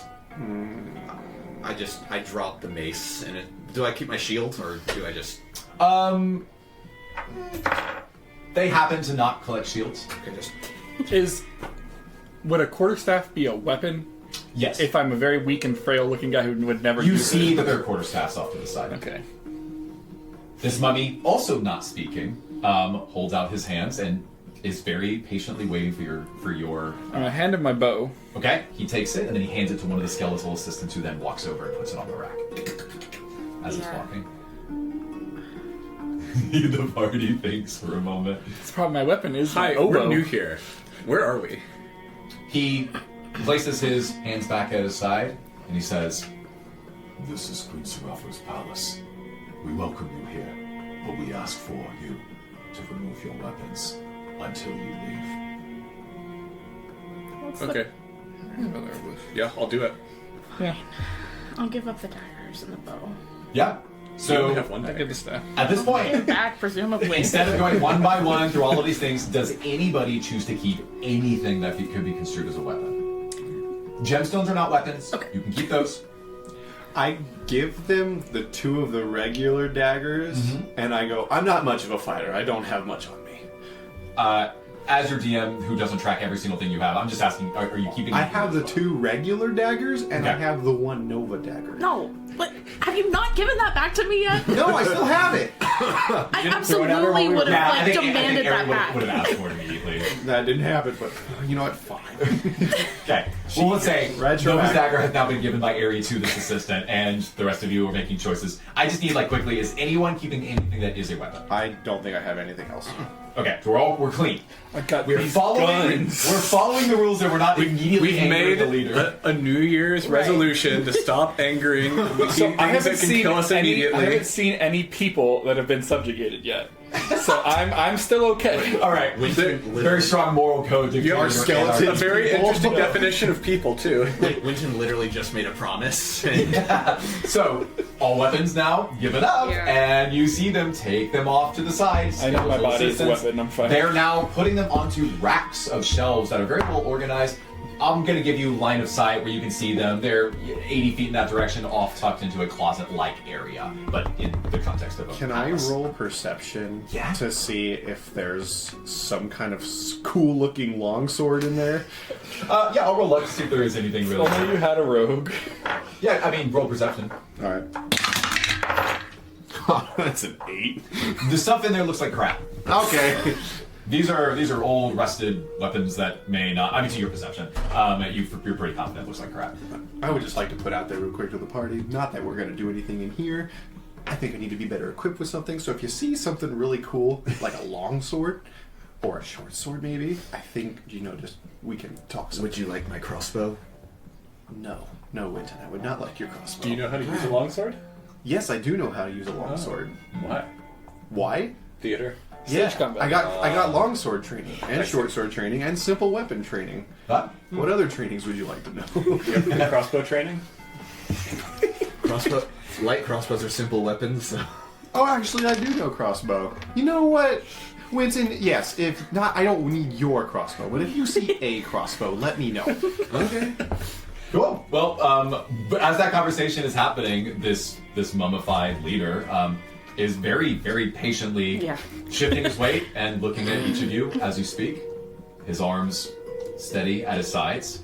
As soon as the skeletal assistants come back and tap him on the shoulder, he looks at them, nods. It's worth mentioning that because his face is wrapped, it's going to be really hard for you to read on his emotions. So if he ever does anything that I know would immediately, through body language or posture alone, to note how he feels, I'll describe that to you. But other than that, it's hard for me to use words like he seemed happy or sad or angry. He looks at him, nods, turns back to you and says, "You may enter the chambers now."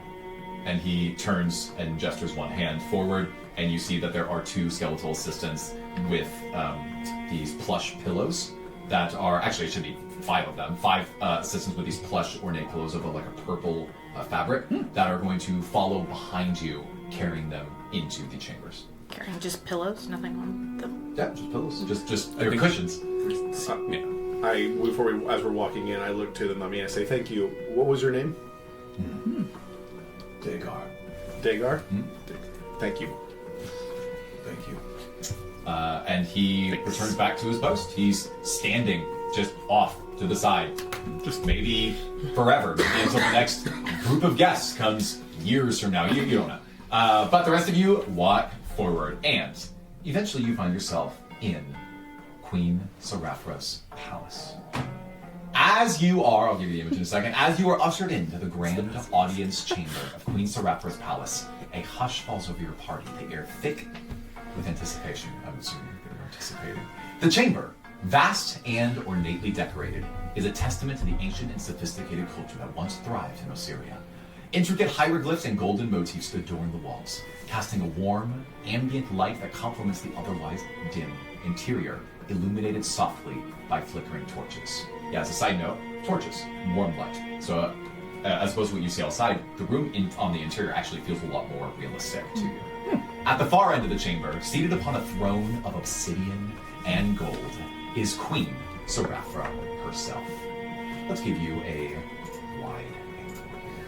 Her presence is commanding yet graceful, an aura of authority and charisma radiating from her poised figure. Dressed in regal attire that blends the elegance of ancient royalty with the mystique of the necrotic arts, she watches your approach with eyes that gleam with intelligence and a hint of curiosity. Surrounding her, skeletal servants move with eerie synchronicity, attending to her needs with a quiet efficiency that speaks volumes of the order that she commands within her domain. A few mummified figures, adorned with ceremonial garb, stand at a respectful distance, their postures suggesting both servitude and reverence towards their queen. Queen Seraphra's gaze upon you as you enter is penetrating. You feel a sense of respect emanating from her. Her voice when she speaks is both captivating and resonant, inviting you to share your tales and intentions, which you'll hear in a moment. In this moment, you realize that you are in the presence of a ruler who is not only authoritative and respectable, but also deeply charismatic and intriguing, offering a window into this rich history around you in Osiria. She gestures with one hand, holding a black scepter. You'll see more in a second. Adorned at the top of the black scepter is, of course, a large black jade shard imbued into it. It's got a golden obsidian finish, giving it a bright and gleaming texture. It looks finely polished, as though this is the most precious thing that she owns. And as she stays seated, but lifts one scepter as if to wave or welcome you to her chambers, she says, "Hello and welcome. Please, have a seat." And as she does this, of course, the skeletal assistants place cushions in the semicircle, allowing you to sit on the ground in front of her. I assume you'll do this. Yeah, just Yeah, I think the skeleton.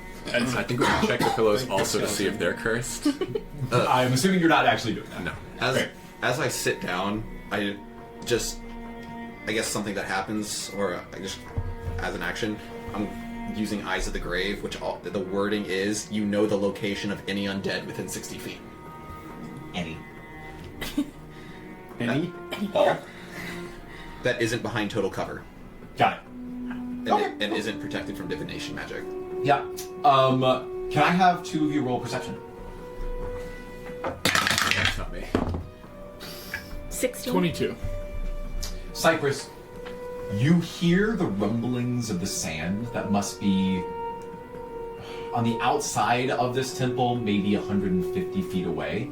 For something that far to resonate for such a long distance denotes that it's either really deep and extremely powerful, or that the sound is being carried to you in a spectacular or fantastical way. You're not sure why. But this creature continues to move in the sands outside of the temple. I'm gonna almost make a show of hearing something so she can see that I'm noticing a sound. She's looking at you intently. I'm not going to roll for her. She says, "So you've been acquainted with our new guest in the region. I don't suppose that it got any of your party before you made it here." No. Nope, we were we made it. How long ago has it been here? I'd say roughly 2 to 3 months. Scribe, can you tell me the exact date? And he produces a file, and one of the mummies beside them reads off a date that to you suggests it's been roughly 2 months and 2.5 weeks. Okay. She says, "Oh, right, of course. That was right before one of our festivals, and we lost track because everything got thrown into disarray. A lot of our agriculture even comes from distant areas that have much more water than here. We've lost access to all of our transportation and shipments as a result of this creature. But," she rights herself again and readies her scepter. You notice that anytime she moves her body, the skeletons that are around her move with a synchronicity tied to it. So when she adjusts her posture and then rights her neck, you'll see that these skeletons immediately to your left and right, roughly a dozen of them surrounding her, they do roughly the same thing. Not exactly the same, but it's almost like they're either imitating her or that she's controlling them. She, once again, rights her posture and says, "But you don't have anything to worry about here. We are protected. This entire domain, or I should say, this entire temple is protected by a magical artifact that repels anything that does not have flesh."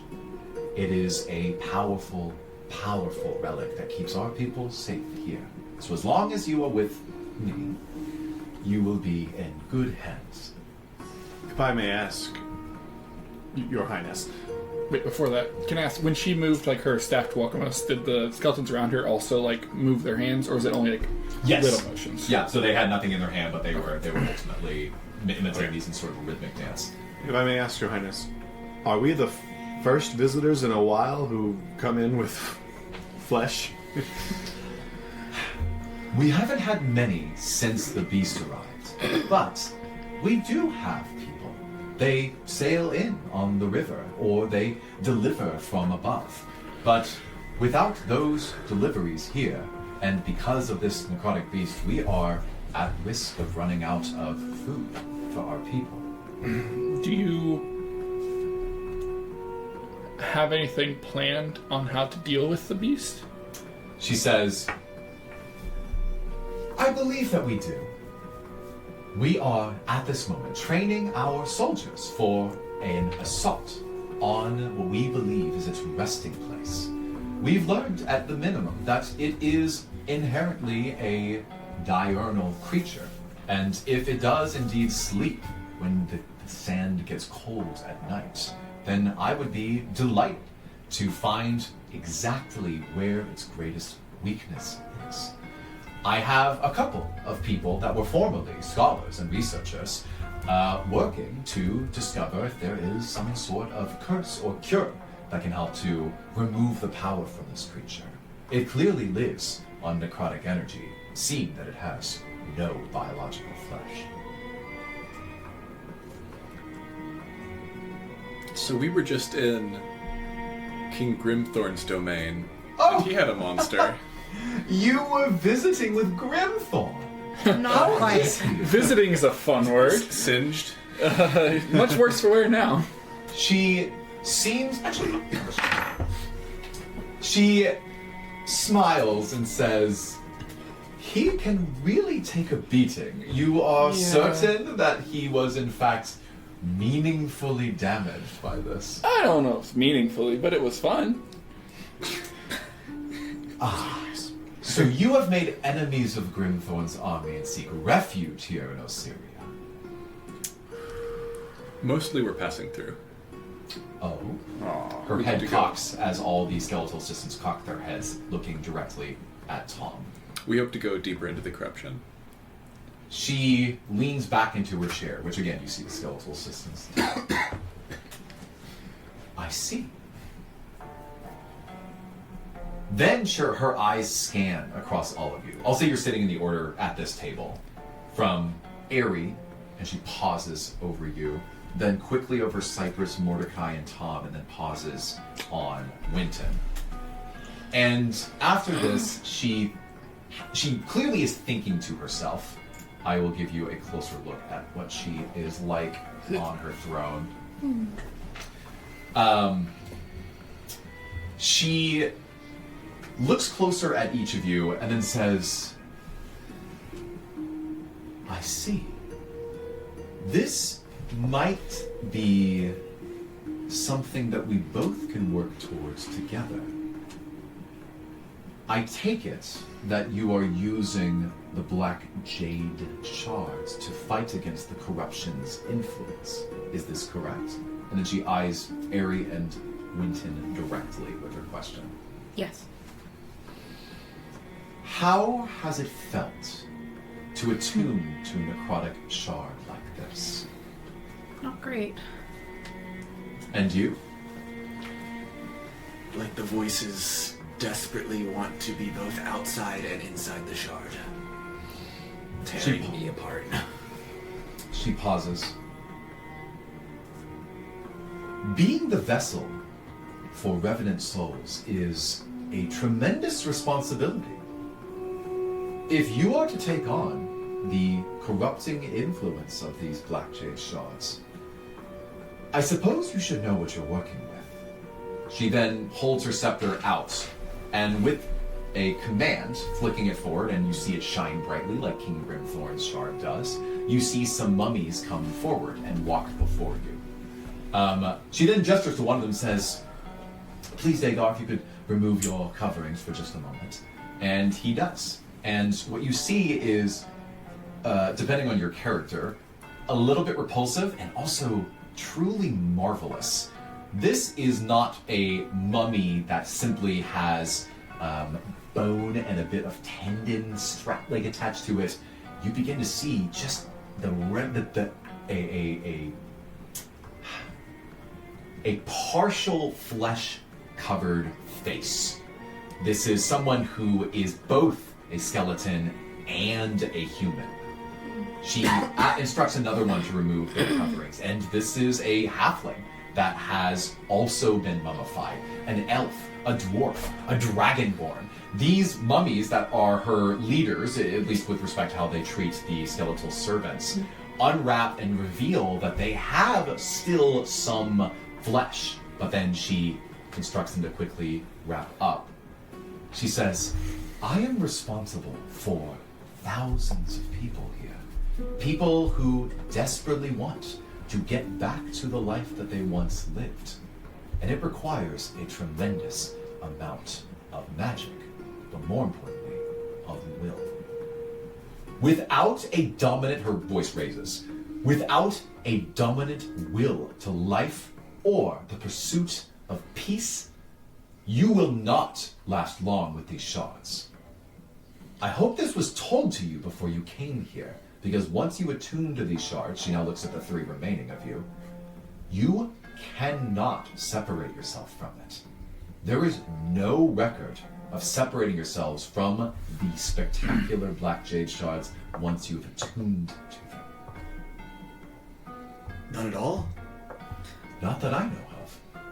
As soon as I took on this scepter, when I was but a young girl living in this area of Osiria, thousands of years ago, I felt that there was only one possibility for this power to be used. And it took time, but I eventually grew to understand what that was. To be a haven for souls who want to find a new life. Or at least, the best that I can give them. I don't even know how I got mine.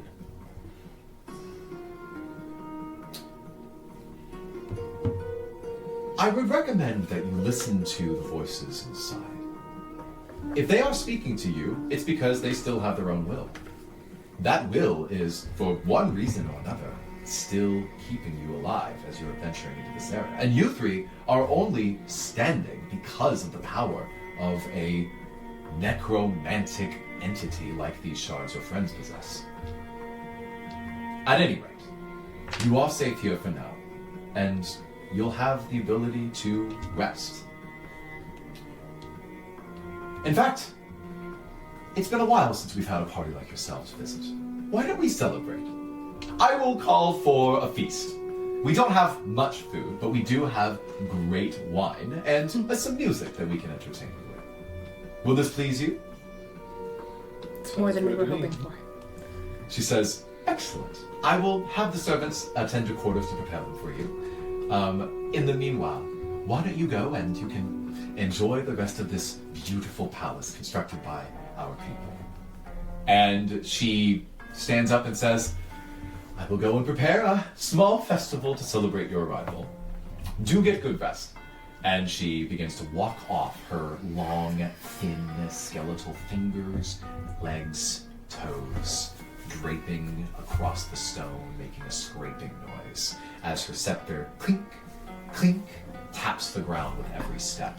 And her skeletons, as soon as she has fully left her throne, stand in unison, assemble in file, and follow behind her. The mummies do remain in the room, although 2 depart behind those skeletal assistants. 5 assistants remain behind you, presumably to pick up your cushions once you stand up. That's a better welcome than previous. I think I could rest a long time. I could, maybe 8 Did hours? she indicate where we were supposed to rest? You can infer anything you need, the skeletal assistant will direct you to. Sure. So Okay, you so- might say, where's my room? And they'll be like, and they will walk you there until you have arrived and are satisfied. Do any of you skeletons have names?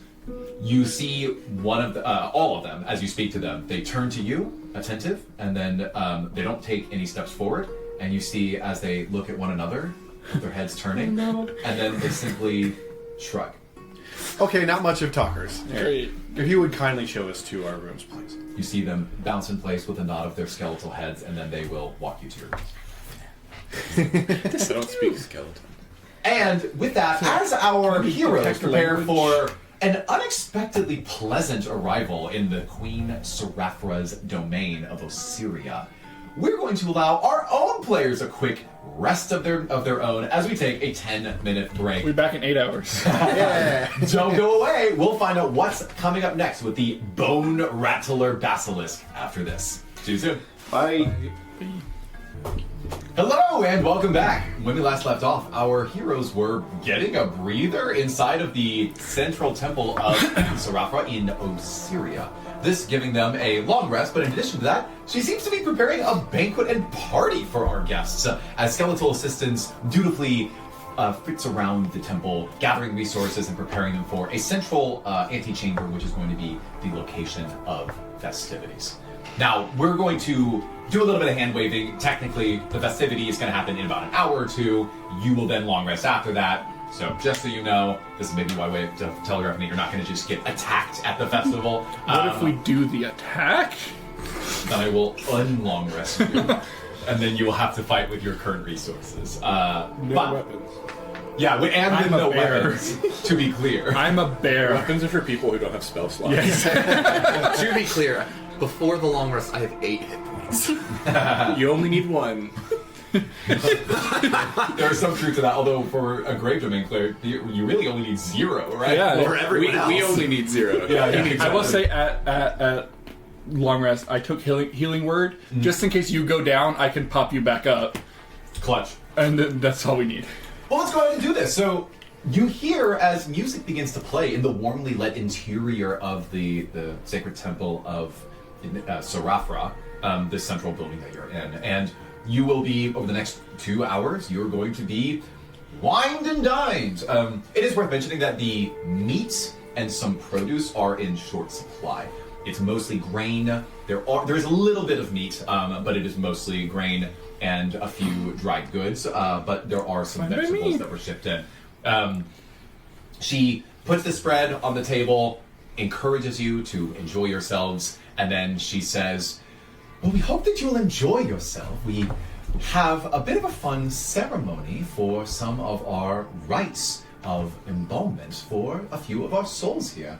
If you would like to attend, we'll just be doing it right here in the same chamber immediately after the music is done. She'll give you a chance to respond. I'd love to. Yeah, sounds good. Sounds cool. She says, wonderful. What exactly are the rites of embalmment? She says, you'll see. It's a celebration of lives that are being brought back into their own. And she quickly fritzes away to what you would presume be prepared for the festivities. When she returns in about 10 or 15 minutes, you notice that she's changed from her black, more regal attire into a long, flowing red dress. It's got like actual gold pieces that are sort of attached throughout it.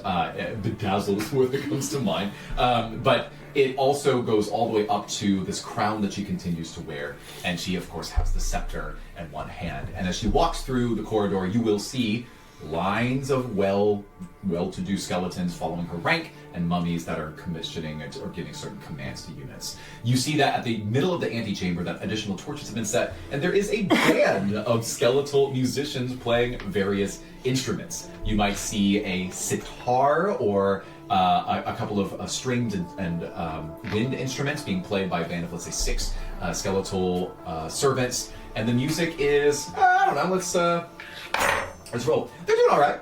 It's a pleasant sounding experience, and she seems to be sort of closing her eyes and dancing in a very light-hearted way as the music plays. She seems to be talking to a couple of the people that report to her directly. Seems to be in good spirits. I'm gonna roll some luck. To anyone's immediate perception, it sounds like the rumblings of the basilisk aren't immediately nearby. Perhaps, maybe as a sign of respect, as you get a breather to get some rest. After taking a few bites of food, I want to essentially, I want to grab Mordecai and walk to somewhere away from the table. Yep. You do that. The music plays in the background, but you're able to find a removed corridor. It is worth mentioning, just in case, that on almost both sides of almost every corridor, there is at least 2 skeletal assistants. And at most corners, there's 1 mummy. So they're basically watching everything. Okay, I'm just gonna...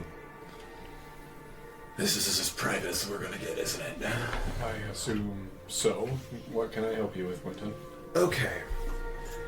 Please clarify something for me.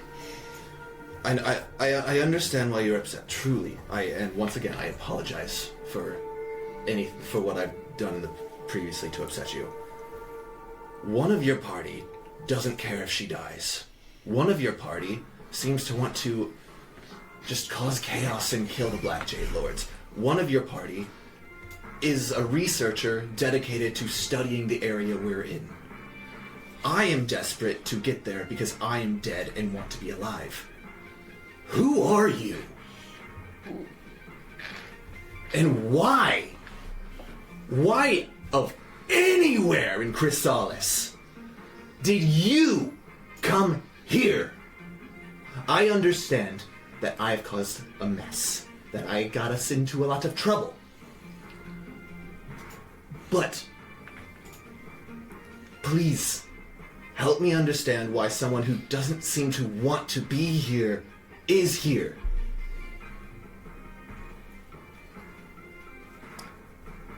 Winton, I have spent the last close to decade of my life repurposing myself. I was a grunt in a small band of other people who felt just like me, out of place, out of power, and wanted to do something better with their lives. And that was stripped away from me. I didn't know what to do. So I did the only thing that I could do, and that was run. I ran, and I was only fortunate enough that I didn't have to change my namesake. I took my name, and I've made something of myself, not to the grandeur of what I want it to be, but can I admit something to you? I promise, I swear upon the same that I did before, that I will not repeat anything you say. This orb,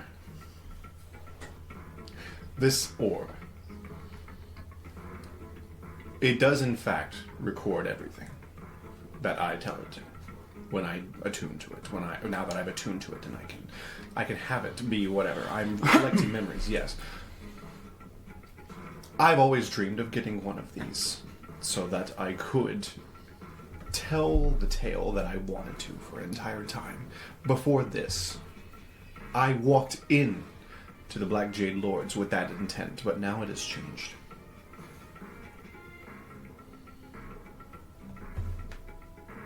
Nathan, was I ever aware that Eri didn't care if she died or not? I don't feel... I feel like... I asked you at the very beginning that... I feel like... That is true. That happened at Death Draft. I feel like a relatively easy insight check would tell you that she is resigned to whatever fate befalls her. Okay. Yeah.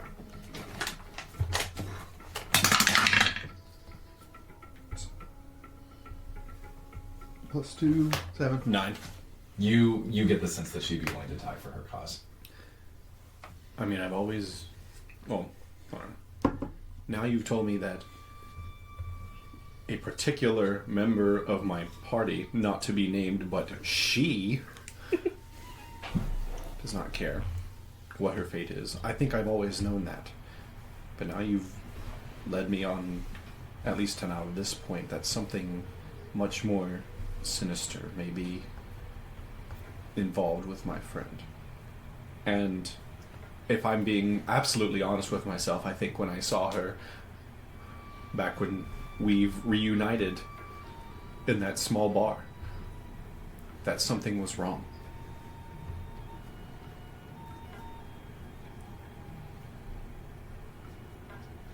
I don't want my friends to die. And to be honest, I don't think I want to die without knowing what has happened to them. I've already seen enough of that. Whatever happens to me, to my friends, if I die, everything is kept with me. And if I live, and the only one to do so, then it is for me to remember and cherish everything that I have gone through up to this point in my meaningless life. And anything in between, I have no idea. I will ask you one question. One that I feel you deserve to answer. If it comes down to it, I am a good cleric. I am probably one of the best that I know. Humble brag. There's a reason I was sent to the Black Jade Lords by the Ruby Empire. If it comes down to it, would you prefer me to save you or Eri?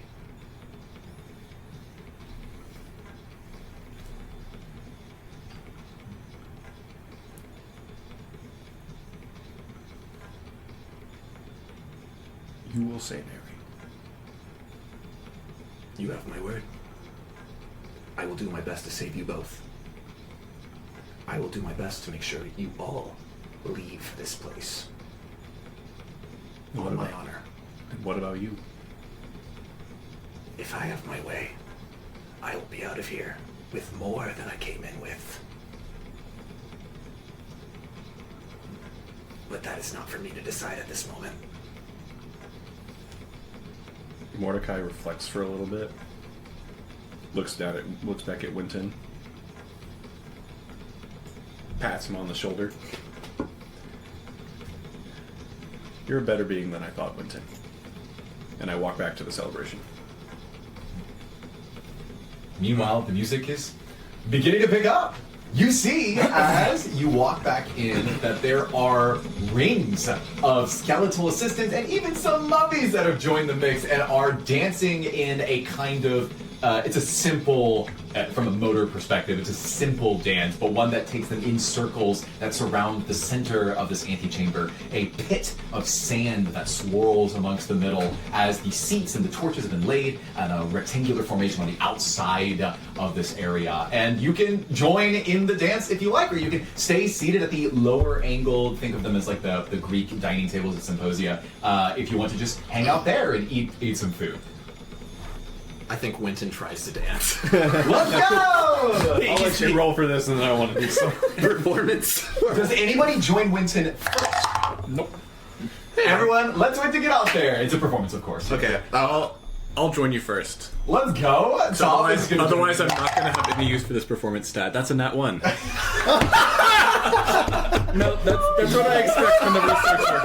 Wait, what'd you roll? I rolled a 13. So, the two of you, the three of you, see as Tom and Winton hit the dance floor. And as you join the circle, there are skeletons there with their skeletal arms and hands reaching out for you, ready for you to take hold and join the circle. I want to imagine that Winton has been to a couple festivals in the Ruby Empire, and that this is not exactly the same. There's music and dancing, yeah. But he's reminded of the dancing. That's why he goes to join. Yeah, okay. Well, you find yourselves dancing, and it's a little bit uncomfortable for you at first, but it's not a very difficult dance, and you're really mostly just trying to keep in motion with the, the circles that are crossing each other in opposite directions.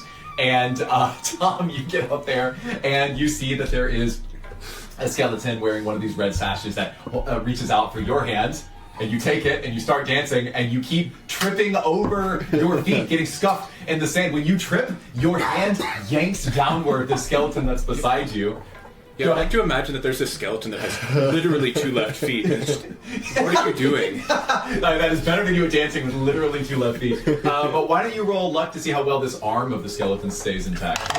No. 11. Cool. It barely hangs on, baby. You hear the little of like a socket coming out, and you see as they quickly and they push it back in place, seeming to not be damaged or hurt at all by this. As you continue to dance, I would say that to you, this feels a bit embarrassing to know that again, these skeletons with literally 2 left feet are doing a better job of dancing than you. The remainder of you 3 sit on the outskirts and watch. Yes. Yeah. After laughing, I engage. If any one of us are drinking, I turn to Cypress and Eri and I go, I can't remember the last time I felt so much joy with a drink in my hand. Yeah, this is certainly a warm welcome. It's good to have a breather, finally, after so long. If I may ask, Eri, I know that you weren't very receptive when we first met. It was probably a shock to see me. I'm just surprised to see you alive. Same, and to you too as well, Cypress. It's a pleasure. After certain events in our lives that we can both mutually reflect on, I want to ask you, well, what have you been up to? I have not got to talk to you about the past. How long has it been? We went to school. School? Sort of. We went to the school building. Once. Twice. We came back. Right. And that led to a whole sort of... Yeah, we, sort of, I think got cursed and figured that out along the way. We met some people. I kind of lean over. Eri got a boyfriend. Eri. Romance? Really? I'm not gonna pretend like we have a future, Oh. but What's his name? his name's Aegon. I think you'd like him. Yeah. Yeah. If we get out of this, I would love to introduce the 2 of you. If. And to Axios and Uyanga and to Lupin, all of them. They were good friends to us when we And needed Zinni. friends. And Zinni too. Those are all names of people I do not know, but I have to judgment. Well, I say if. We have this, to tell you both, I have this newfound confidence after everything that we've been through with Grimthorn and the Corpseweaver. I feel like I can take on the world now. I'm glad to see that. Something I didn't even feel when I was surrounded by everyone back with the Resistance. You know, maybe you should consider becoming an adventurer over a filmmaker. We will see. I think. Let me escape the Black Jade first before we decide to do any career changes. One thing at a time. Yeah, you see that as the 3 of you are on the outskirts and you're eating, there are some smaller skeletons that look like they might be children or maybe just a smaller form or figure, possibly halfling, and they walk up to you and gleefully raise their hands as if to take yours, inviting you to dance with them. I want to walk over to Tom with the dislocated skeleton. I want to try to repair the skeleton by casting mending or something. You are able to do this painlessly. And then I want to cast guidance on Tom and be like, okay, so this is how the dance goes. Just go, let's go slowly. Right foot in. And right put your right foot foot out. out. Yeah. Put your right foot back in. Shake it. I finish my glass, I cast Bardic Inspiration on top, and I join the skeleton in dance. Awesome! So I guess I roll performance now? Mordecai, Tom, roll that performance check. Can I give him a help action with this? Okay. You've already helped him. Roll 19, 25. 25! Okay. 16 plus 4. How does Bardic Inspiration Plus work? 6. Plus 6. Plus a D6. D6. Oh. And guidance is a D4. It is true. Those do stack for now. You get 16. 4, 9, 25, 29. Wow! Quick learner. You turned around your performance. Tom possibly apologizes to the skeleton, then gets all of this bolstering confidence. Mordecai, what do you do to give him Bardic Inspiration? It's like, you got this, man. You absolutely got Listen this. to the rhythm. Again, 1 foot in, one foot out. 1 foot in, and then you shake it all about.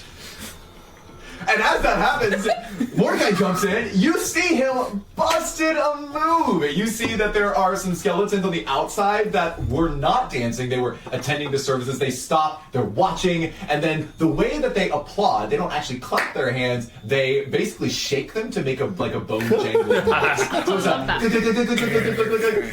and immediately you hear Tom hitting the dance floor, kicking up sand as he's whipping around the floor, doing some hokey pokey shenanigans. What are Cypress and Eri doing?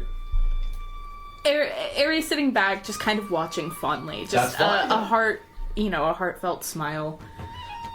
Cypress is glad that his friends are enjoying this, but can't help but think back to the parties that were held in the Amethyst Kingdom that he always heard from the outside of the wall. Oh yeah, of course. Yeah, does Cypress deserve to be giving this treatment? Like, maybe he should be tending to the servants around this place. I wonder if that's something going on in your mind. It's more of, does anyone deserve a party like this when, there are people who are probably still back in Amethyst Kingdom suffering and being forced to serve and... Got it. Well, we'll say that this continues on for another 30 or 40 minutes. But I try not to sour anyone's mood by sharing. Got it. So Cypress and Eri sort of silently reflecting in their own ways. The other three out on the dance floor. I mentioned that you don't hear any sounds of a basilisk off in the distance, so it must be either far removed or possibly dormant for now. And let's say about 30 minutes later, the music finally finishes with a grand conclusion, and as you possibly stop or bow to your dance partners, and then there's the bone jangling of all of your skeletons. Some of the mummies actually do. They have very muted voices, but they do sort of like cheer. You see that Queen Seraphra in this red dress that she's donned, with her scepter in one hand, makes her pass to the center of the area. She is holding two things. The first is her scepter, which has this necromantic shard at the top of it, as we've already described. And the second thing that she holds is what looks to you like a glaive that wraps with its steel around a prism that looks completely translucent to you. It looks like a crystal. It looks like a gemstone, but it doesn't look like a diamond. It doesn't look like any of the gemstones that you're familiar with. It wraps around this prism. It's the Nine Stone. And with both of these in hand, she holds them up, and immediately all is quiet as the music finally drops out, and everyone stands. The skeletal assistants and the mummies wrapped at attention. And beside her are three skeletons, and they're wearing the green sashes on them. And she says, well, it seems to me we have multiple things to celebrate. Not only are we graced with the presence of new visitors from distant lands, and I look forward to the stories they have to tell, but today we have our rite of passage in the embalming ceremony for three of our skeletal aides. Callus, the forgotten scholar, gesturing to her right at the first of these figures, and Miri, the loyal squire, along with Bolrin, the humble blacksmith. These three have proven themselves wonderfully capable aides to our kingdom and to our futures. And so, it is with my great honor that I present them with an embalming ritual. She turns to the three of them. Her voice softens a bit. May the lives that you seek and the ones that you progress towards fill you with life, joy, heart, and purpose. And the three of them, in turn, simply nod, no mouth to speak of. And then she sees, as she gestures to one of the walls that is there, that there are sarcophagi that have been put into position. They have an ornate fixtures to them with hieroglyphics across the front. She will, over the next few minutes, instruct them to step into these as they are prepared by other skeletal servants. They take this wrappings of that traditional color that ends with the blue ends and wrap them around their bodies entirely, placing precious oils all over them, laying them into these sarcophagi gently. Although for this case, we'll say that they're upright. They're standing upright in these sarcophagi. And then eventually she places them into each of those spots. The music begins to build as she culminates, and this scepter in her hand, she holds together with the glaive. And As magical energy begins to pulse from the scepter in one hand, you notice that the glaive begins to transmute, or rather accept, the energy from the scepter. And she closes her eyes, holds both of these together in a sort of a circling motion across each of these sarcophagi. You can tell that this takes tremendous exertion or force from her. She might even want under some of the stress or the pain of whatever is transpiring, and you hear the stirrings of magical energy inside the sarcophagi, as the magical energy from inside even emits a soft glow. She whispers in a tongue you do not that you don't recognize.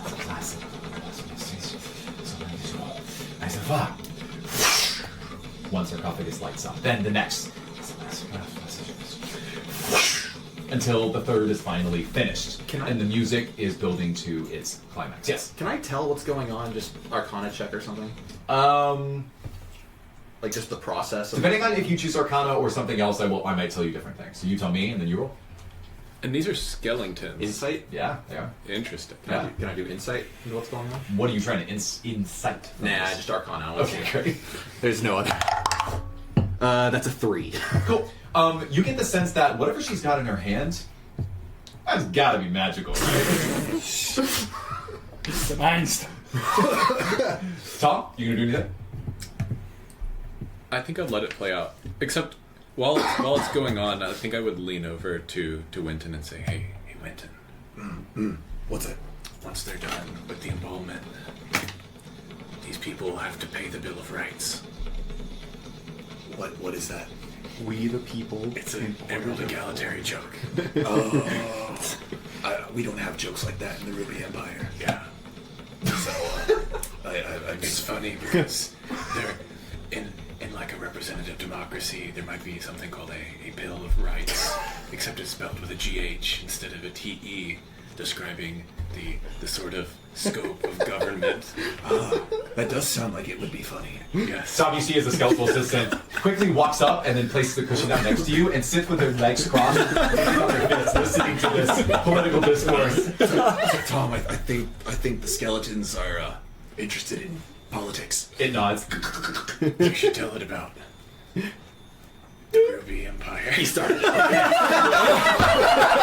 Oh, you got me going now! So, skeleton. Let me tell you. The skeleton turns to you. I was just given permission to talk about the greatest nation in this why did you world, do that? the Ruby Empire. You see as it cocks his head sideways. You see, the reason why it's great is because inside the Ruby Empire. All right, we're gonna let that go on. Okay, so while this is going, I would like to do an Arcana check to see if I can figure out. I do like the idea that the reason you rolled a 3 on your instance because you got so distracted. Oh yeah, you weren't even paying attention to the ceremony. Tom, go ahead. 24. 24 on what? Arcana. Arcana! So,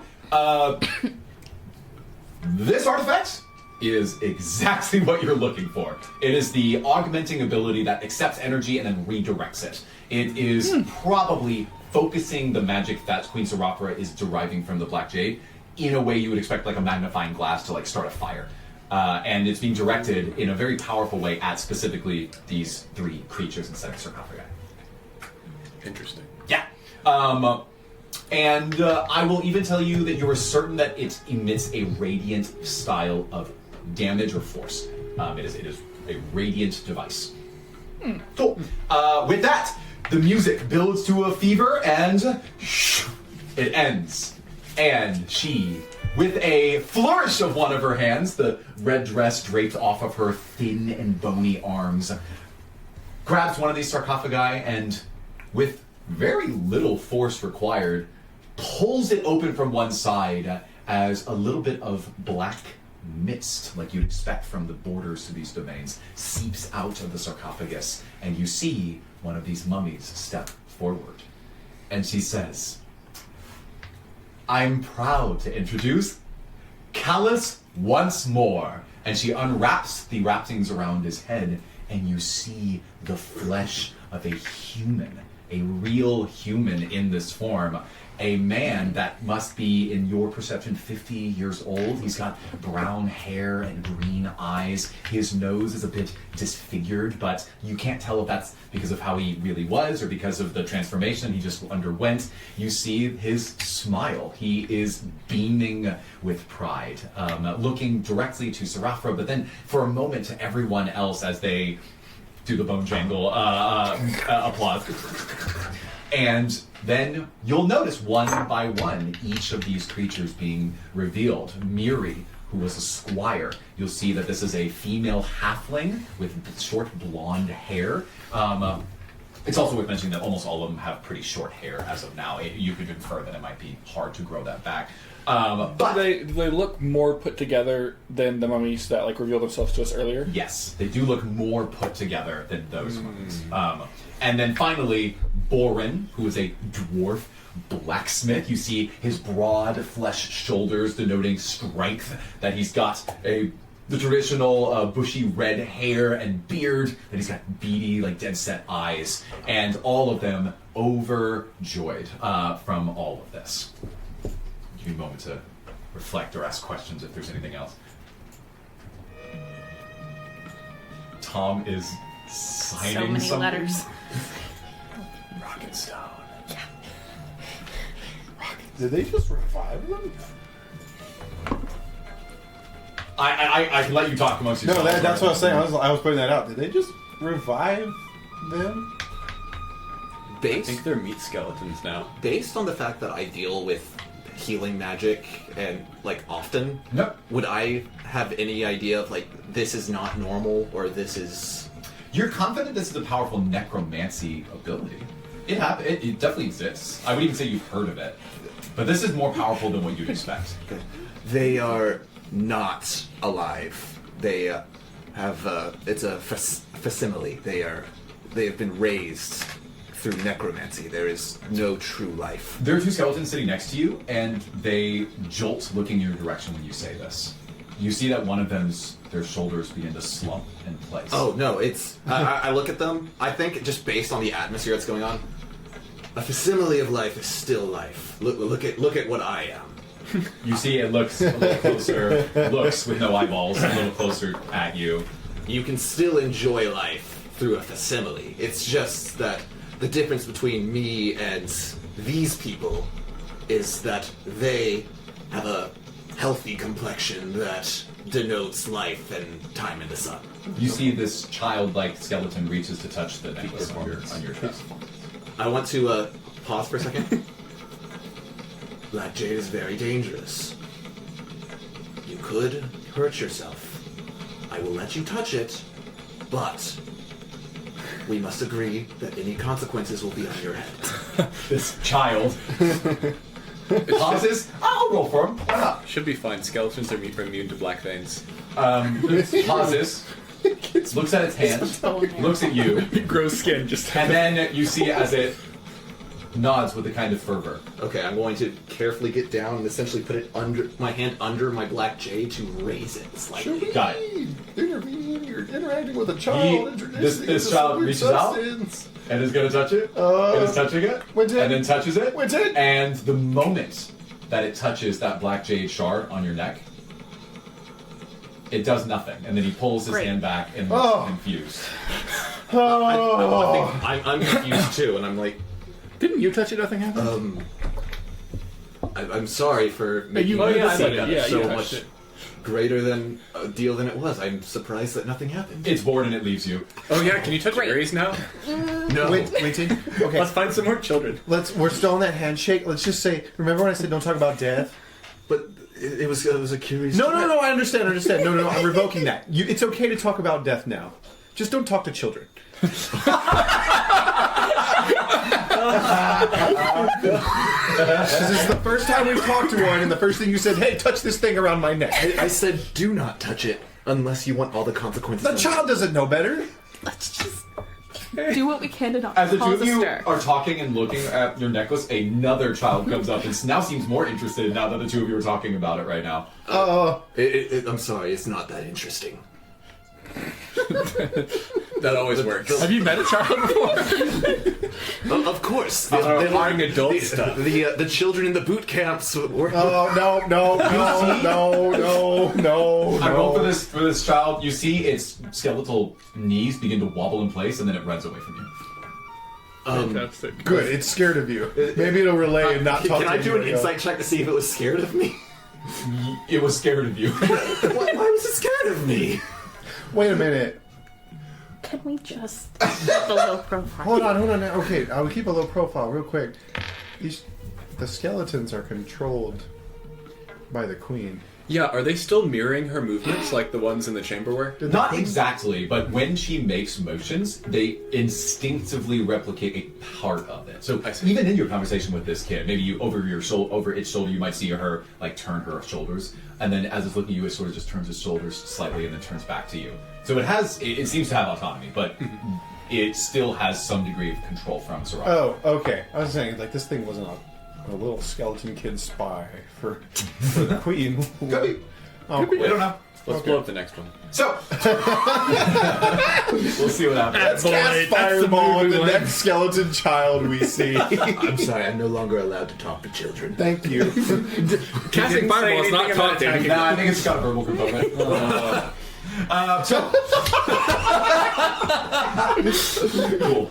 Cool, great.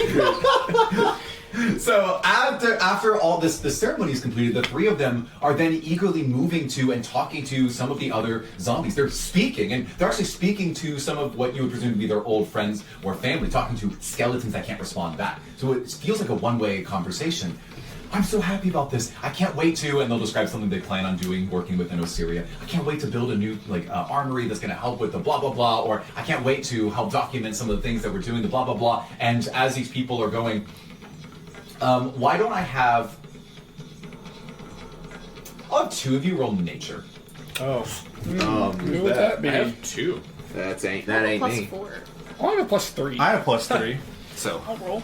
I think we shouldn't let Justin roll because it'd be funny. It's an 8. Somebody else roll. You wait. Okay, I have sure. +3. I have +3 It's an too. intelligence though. Oh, what the hell? 10, 13. Okay, I don't have intelligence. so True. I don't have intelligence.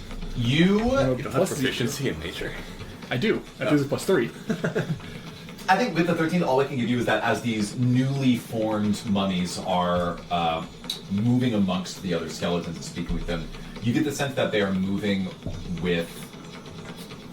carefully so as to preserve their new bodies. how are their movements? Are their movements different from the skeletons? Like, do they not react the same way? Yes. They do. Short answer, yes. Short answer, you're correct. They do not move in the same way as other skeletons. Interesting. Mummies seem to have more autonomy than skeletons do. Okay. So, as all of this happens, you see that she then turns to everyone and says, well, we've had an excellent evening here, and let this be a vision to all of you. Work hard and find your place.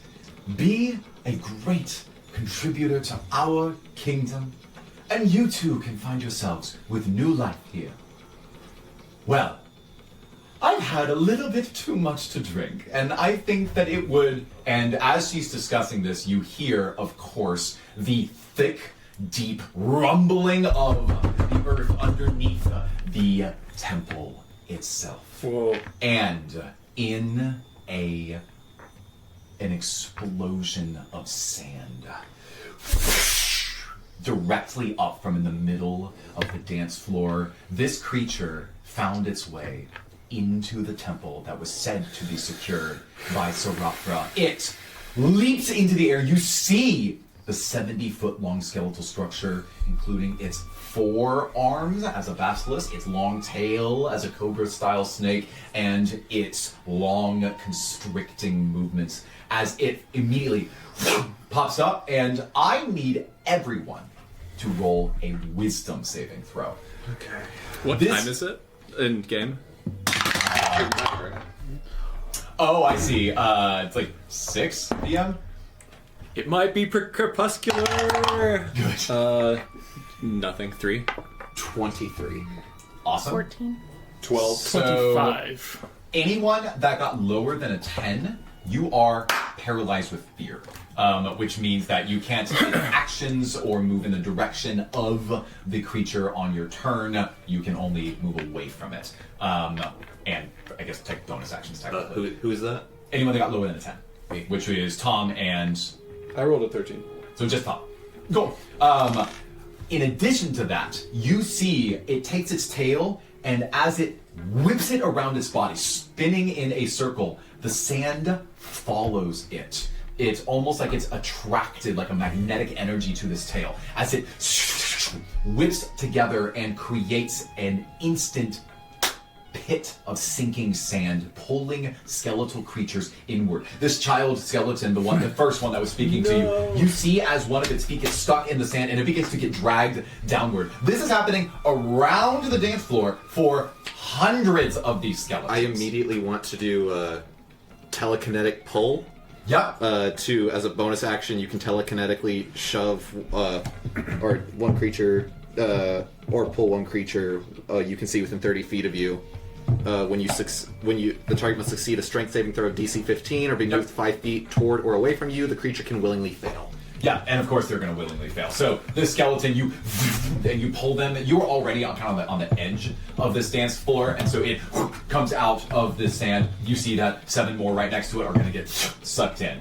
What does everyone else do at this moment in time? I assume skeletons weigh more than 10 pounds. Yeah. Can we combo mage hand? If you found a halfling or gnome skeleton and it was a child, that could be, and it's only bones.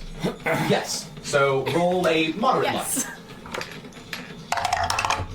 Can I? 15. You quickly gauge across the room and you are seeing skeletons of different sizes, and you're like, how do I help any of these? And you find a small child. It seems like either a halfling, a very small halfling, or a child halfling. Okay, then I cast Mage Hand to try to keep it from falling down into the thing. Is that an action? Casting it is an action, yes. You were petrified in fear. Oh, I thought I couldn't take actions against the basilisk. I can't take actions in the direction at all. Do I see that child? Yeah. Let us all use our mage hands. I'm currently reacting to save as many as I can, which is essentially my training. How far away are we since we were not Addendum dancing? to what I said, it's not paralysis, it's fear. Fear says...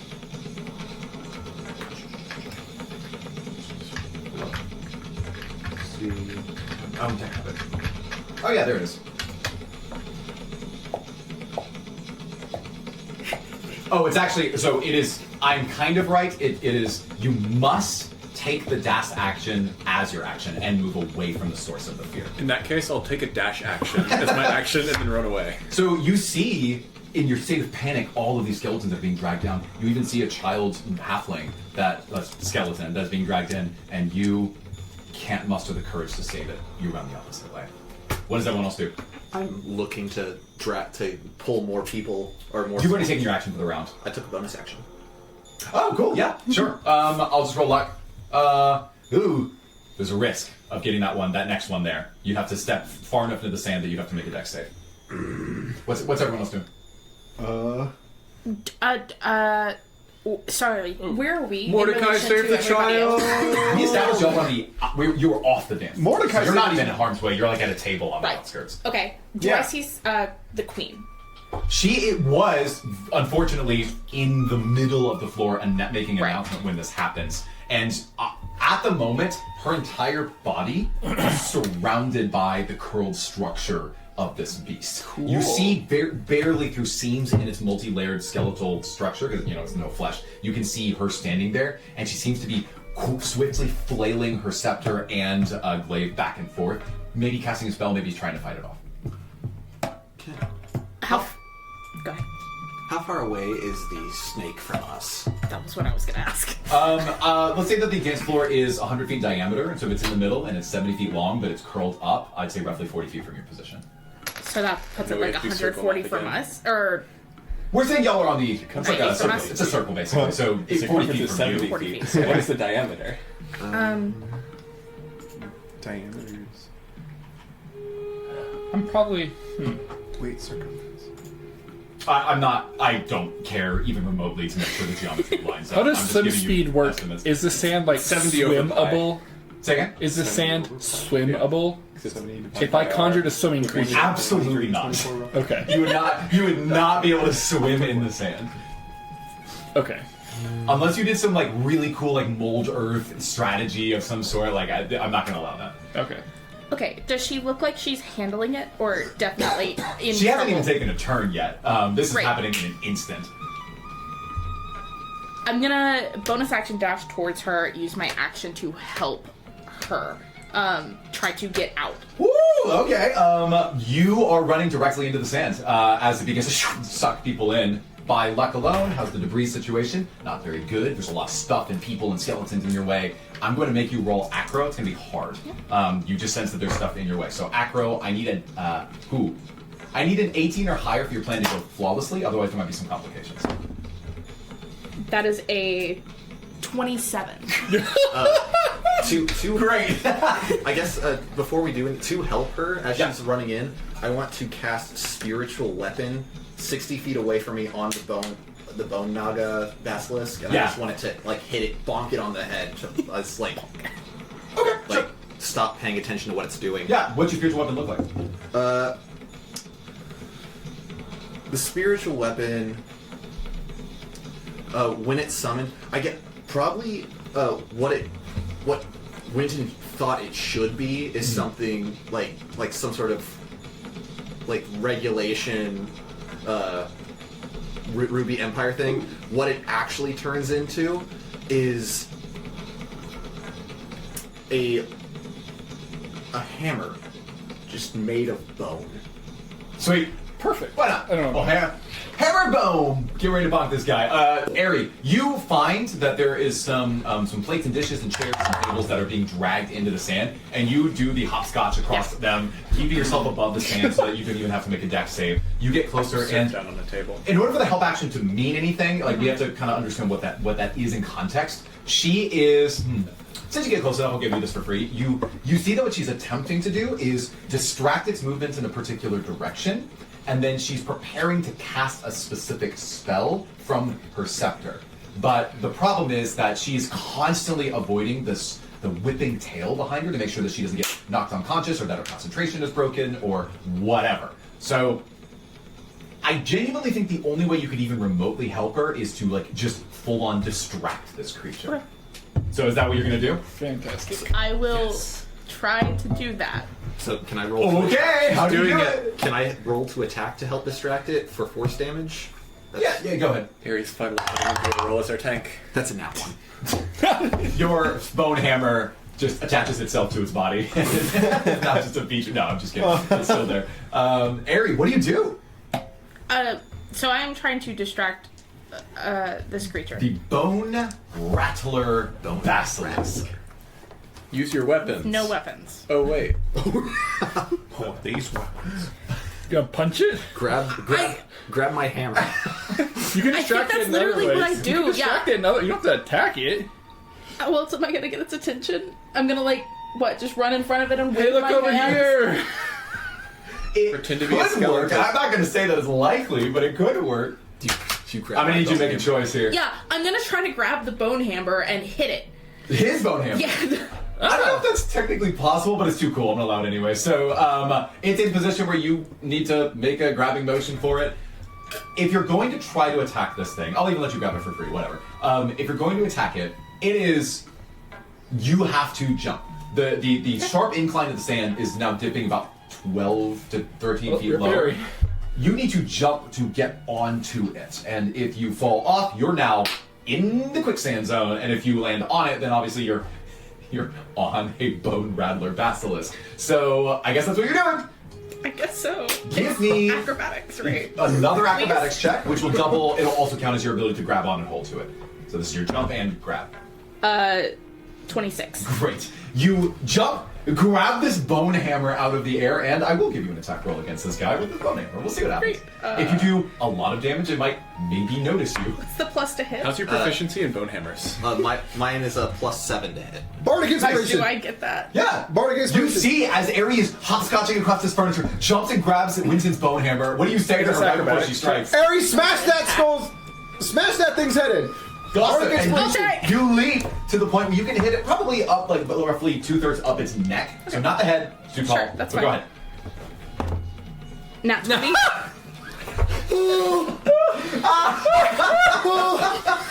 Let's go! So, again, recapping, looks around, dashes across this furniture, grabs this missed attack from this bone hammer that Winston's conjured. So again, no weapons, and smashes it into the side of this creature as the damage rattles through its body, creating the, if we want to be funny, more of a xylophone sound. And you drag it across its neck, again, xylophone sound, as you down its body, and obviously, maybe you'll kill it, but like roll for damage and see what happens. It's a D8. A D8. D8 plus 4. But the amount of damage could help. 12. Cool. So, wow. My bardic inspiration. Do I add that to? I'm gonna hang No, on to not the bardic that. inspiration, Okay. please. Okay. Yeah, sure. You. I wanna say hang on to the that. part. So, wait a second. Do you get double damage for the crit? Yeah. You roll the dice. Oh, you take max damage and then roll on top of that. Yeah, Oh, I that's see. how I roll. That's So the 16. So 16. Great. 16 is great. 16 is a lot of damage in a single hit. So the way that I rule. Do I get sneak attack because she's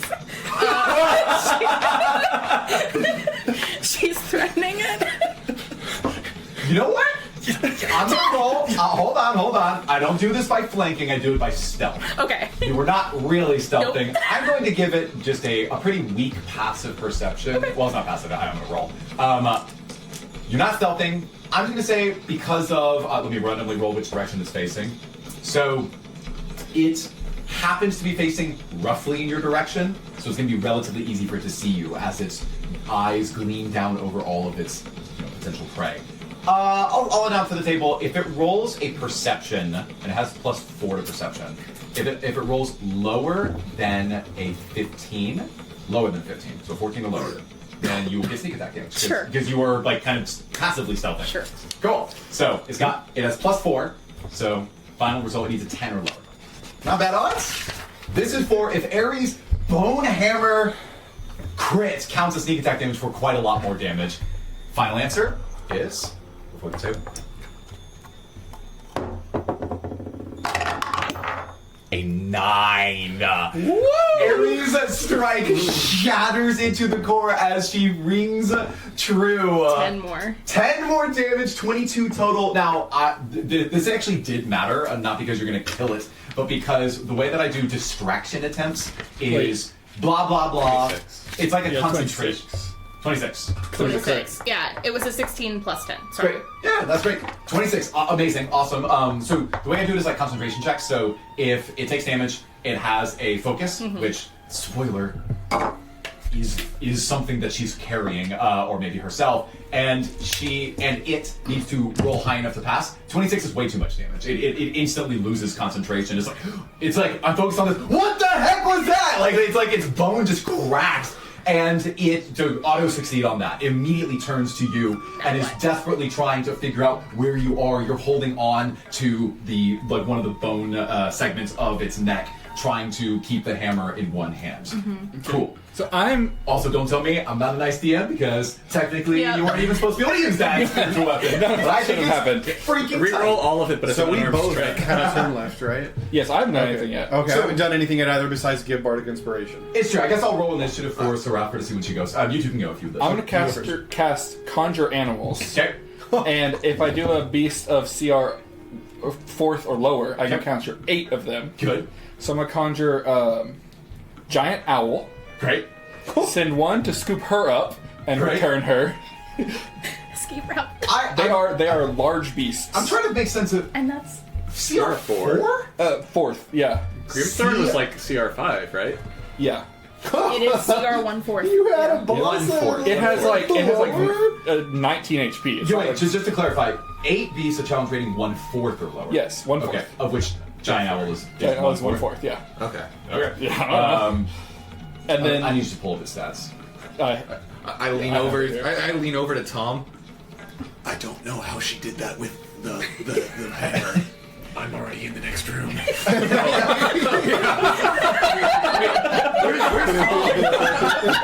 Tom, You turn to whisper, and he's just completely gone. You just see like that Looney Tunes like dust shadow of him. He used to be. Winton's now looking in the quicksand to see if Tom's fallen. You don't see me cast invisibility. So, strength is 13 for a giant owl. That's really hard for it to pick up a person and carry it. It's like 8, so I'll send 2 at her. 3 owls. How many would it take? There is a rule for this, but I'm not gonna go and look it up. I'm gonna say 3, and we'll call it even. Okay, I'll send 3 to get her. Cool. Do I look like Queen Seraphra wants out? Does I get that? Yeah, yes, you should. Just Just want this to be happening. I'll send The rest. 4 to her, and then 1 to like grab a random skeleton to save them. Okay. Actually, I'll send 1 to like distract the snake. Like go for its head. Cool. So You're in charge of tracking those things. okay. 3 to you, 4 to her, 1 to the head. I'm gonna just quickly roll to resolve all of those things. The owls effortlessly come to you, seeming to pick you up. Do you? Do you purposely fail that? So my goal was to keep the snake's concentration so Seraphra could get away. These 3 owls have Right. been commanded to come and grab you. That's on you. You No, decide. go save the other people. Yeah. So If you look, there's shoot one flapping at its face. The one that's in its face misses its attack, but it's shown in its face, maybe blocking a portion of its sight. It's more to draw aggro. Yep. And then of the other 4 that you sent to Queen Seraphra. Queen Seraphra, got it. So I'm just 1 roll for them. They are not meaningfully posing a threat to this creature, but they are in position for if Seraphra wants to use them for anything. So that's really the most that I can give you. I'll tell them to just 8 hang out owls. here. Just hang out here until they need you. 8 giant owls. Yeah. Which So is wild. on Queen Seraphra's turn, go ahead. Gordon. Okay. 60 feet away, I cast Vicious Mockery as a cantrip. Okay. I point to it and I go, I've seen garden snakes more threatening than you, you glorified museum exhibit! And then I get to do it must succeed on a wisdom saving throw of 13 Yeah. or take 2d4. Does it understand language? I love this, but unfortunately this creature doesn't understand your language. What are you talking about? It can Yeah. hear me.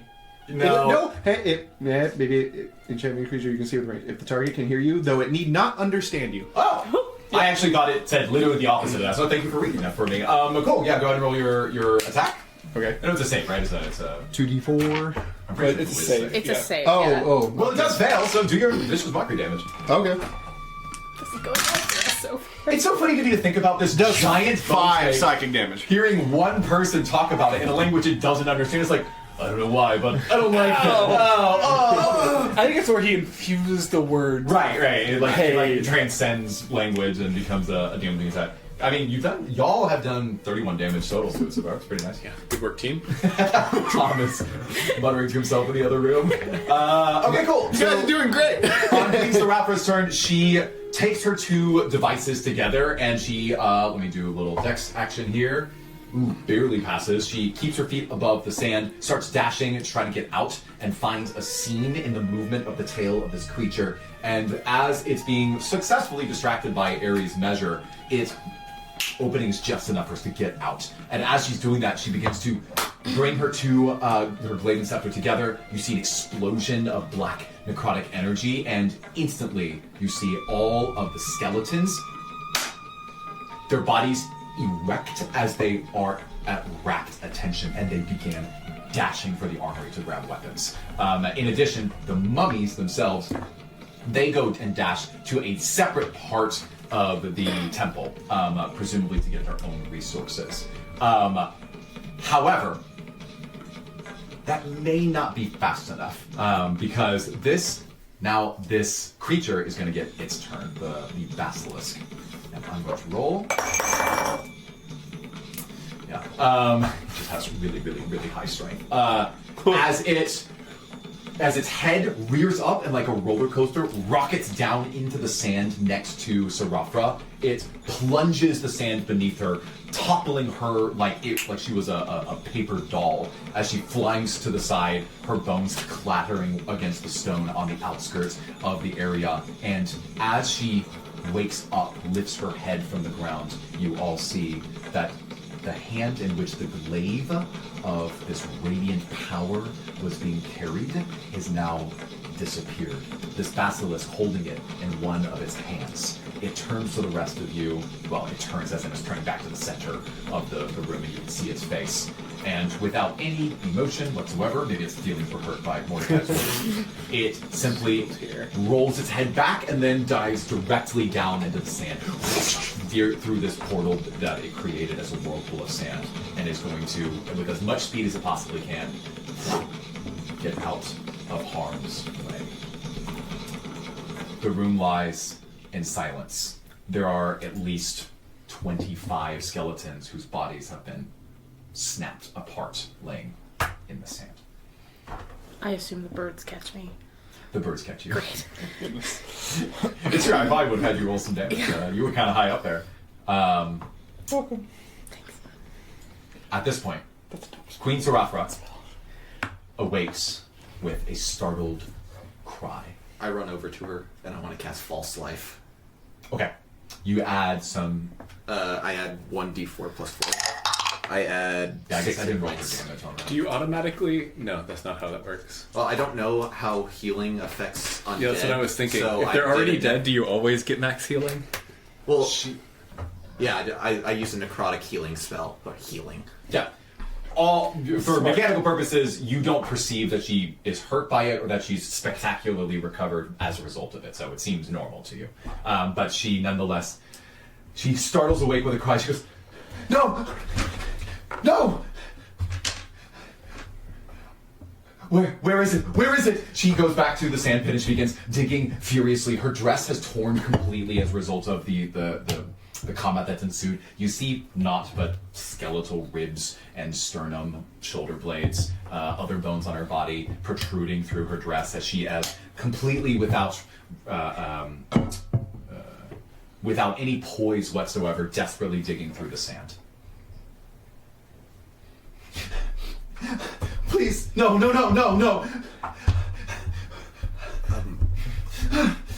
Queen Seraphra. What is it? The monster took the thing and left through the hole. It's eerily silent. You notice at this point that the skeletal troops have returned, many of them carrying weapons, and they, as soon as they see her in her state, they freeze in place, just awkwardly static, waiting to see what will happen next. You don't understand. Without that, we're all doomed. We're all dead. Thousands of years. Everything. How did it even get inside? The forbidden spell was supposed to keep it from entering. I don't know how this happened. And then she looks up at all of you, and she eyes Eri and Winton, and her eyes narrow.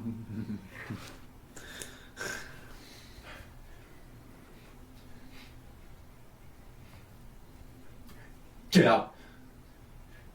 Get out! Now, all of you! Okay. I start backing up. Okay. We will leave. See them out!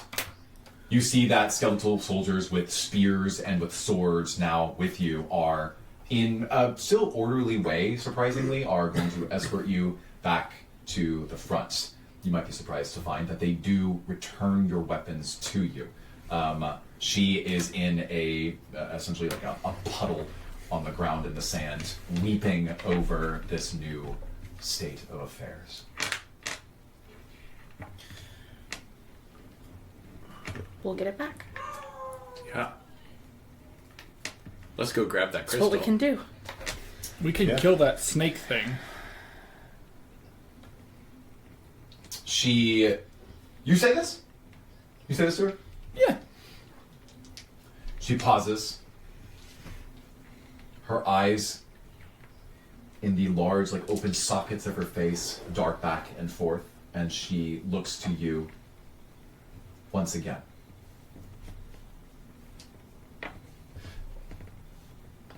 That creature in the ruins of Omering, the zombie region you came from. Is that it in there? She gestures and points to your bag. It's what came from its corpse once we killed it. Yes. Yes.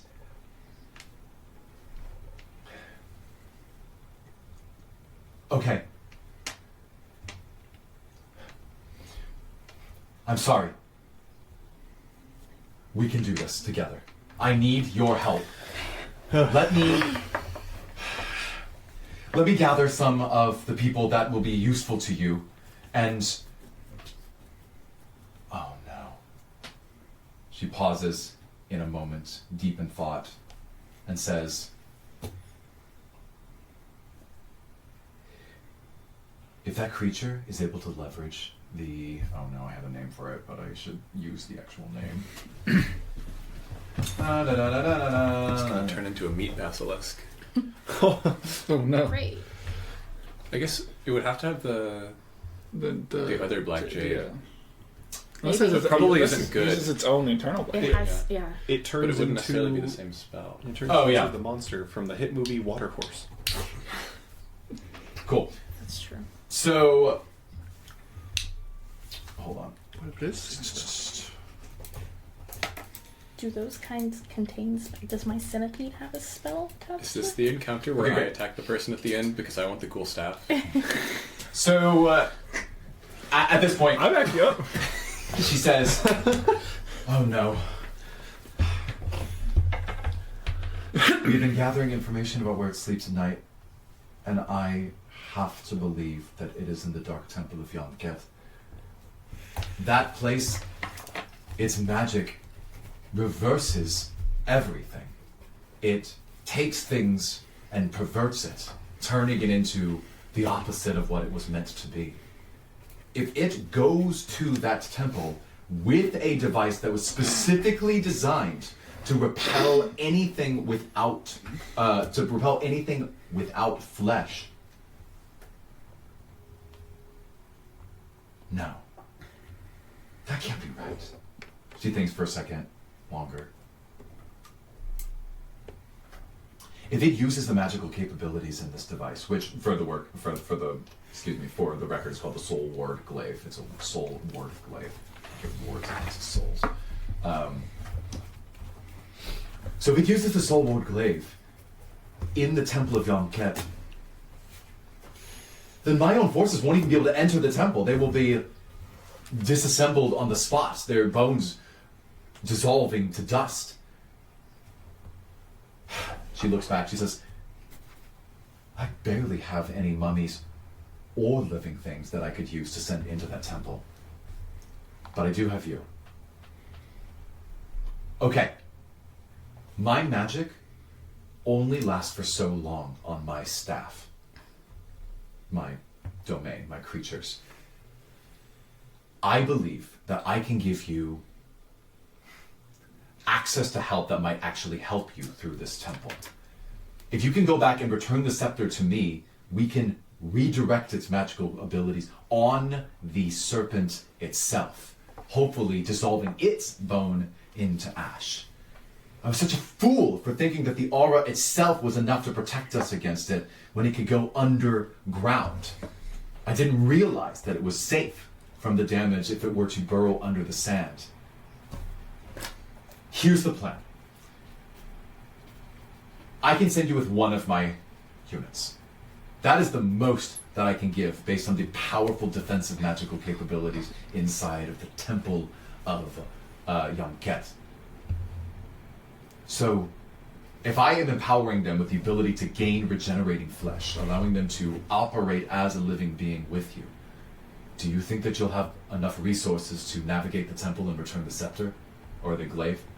To be honest, do we have enough time to rest before we go attack this creature?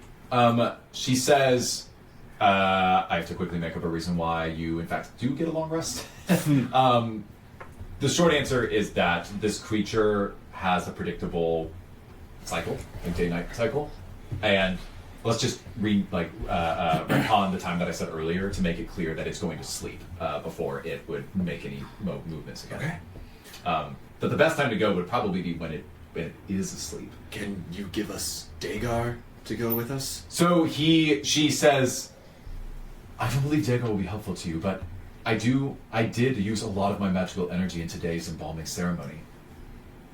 I think one of these three might be able to serve you. To which she simply makes a gesture, holding her staff in hand, and these three dutifully, swiftly move forward and report for attention. What's Callus look like again? Yeah. So I'm going to. So mechanically speaking, you're going to choose an escort.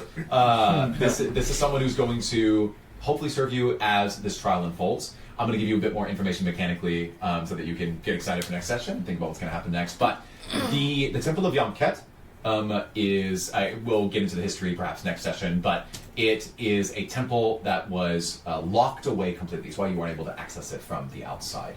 And it requires a couple forms of religious magic in order to get in. That's something that she can help provide. But once inside, the entire temple seems to have been designed to prevent people from getting to the final resting place of Yom Ket. You would infer from her discussion with you that the sleeping place, the place where this thing rests, would be on top of the piles of gold that are at the center of this temple, where it collects its relics and stores them there, like the one it just stole. The complicating factor, of course, is that the relic it stole happens to prevent against undead, non-fleshy creatures like these skeletons from entering. So she can only temporarily provide you with, let's say, one of those. In this case, you have three choices, because these are the most fresh creatures that you might be able to employ that will not be immediately vaporized by this magic. Great. So here's your details. I described Callan is a human and was described as the Forgotten Scholar. He was a historian skilled in arcane lore and languages. Miri, the Loyal Squire, is a female halfling with scouting and agility skills. You can think of them as sort of like a roguish companion. Borin is, quote, the humble blacksmith. This is a dwarf craftsman who has like special affinities for smithing and gear, and he might come in handy when it comes to things like, I don't know, traps and steel. So all three of them, for what it's worth, they're all, roughly equally skilled. But each of them, in turn, when she speaks to them, I won't go through all the role play, but they look to you and they say, "Please, choose me," Callan says. I can give you all of the insights that you need about all of my time studying when I was a Sapphire Scholar. There are many things that the forgotten gods of this realm might have placed into the runes on the walls, and if you choose me, I can help you with that. I'm begging you. And then, of course, Miri, the squire, is going to say, with similar fervor, she's like, "Well, hold on, before you go with him, you should consider me instead. I was a squire reporting to some of the knights in the Emerald Egalitary. I have a lot of training in hand-to-hand, dual combat, offhand combat, and ranged attacks. I'm also pretty good in a scrap when it comes to sneaking and stealthing." And then the last one, Borin, says, "You really should choose me. I have the most experience with weapons and armor, which I saw you bring in when you first arrived. And I should be able to provide you anything that you need for this adventure. I just need 8 hours and a little bit of steel." And she says, "Truly, I wish I could send all of them with you, but in order to send even one of them in, I will have to dedicate nearly all of my power to regenerating their bodies to go with you." She then gestures down to her skeletal form and she says, "I'm pretty sure that I won't be helpful to you in this case. So, who's it going to be?" And I'll play some music and give you all some thought to go about it. So obviously we should pick Callan, right? I think you can be our scholar. You have a high history check, right? We would have twice as many scholars. To be fair, if we take It's Mary, twice as good. So he said he needs 8 hours. Could he make us weapons while we sleep and then not come with us? I want a sword and I want better armor instead of my leather armor. Maybe he can make me some better. So I'm leather saying, armor yeah, and why weapon. can't he make us weapons while we sleep, and then we take those weapons and take someone else with us? There's a reason that I won't tell you now why he will not do that. Okay. You have to think of the reason. So There is a reason. he will come with us if we pick the dwarf. He will not only do this and help us and make armor, but he will come with us to the temple. Yes. Right? Okay. Should we ask the skeletal child that I saved? What his opinion is?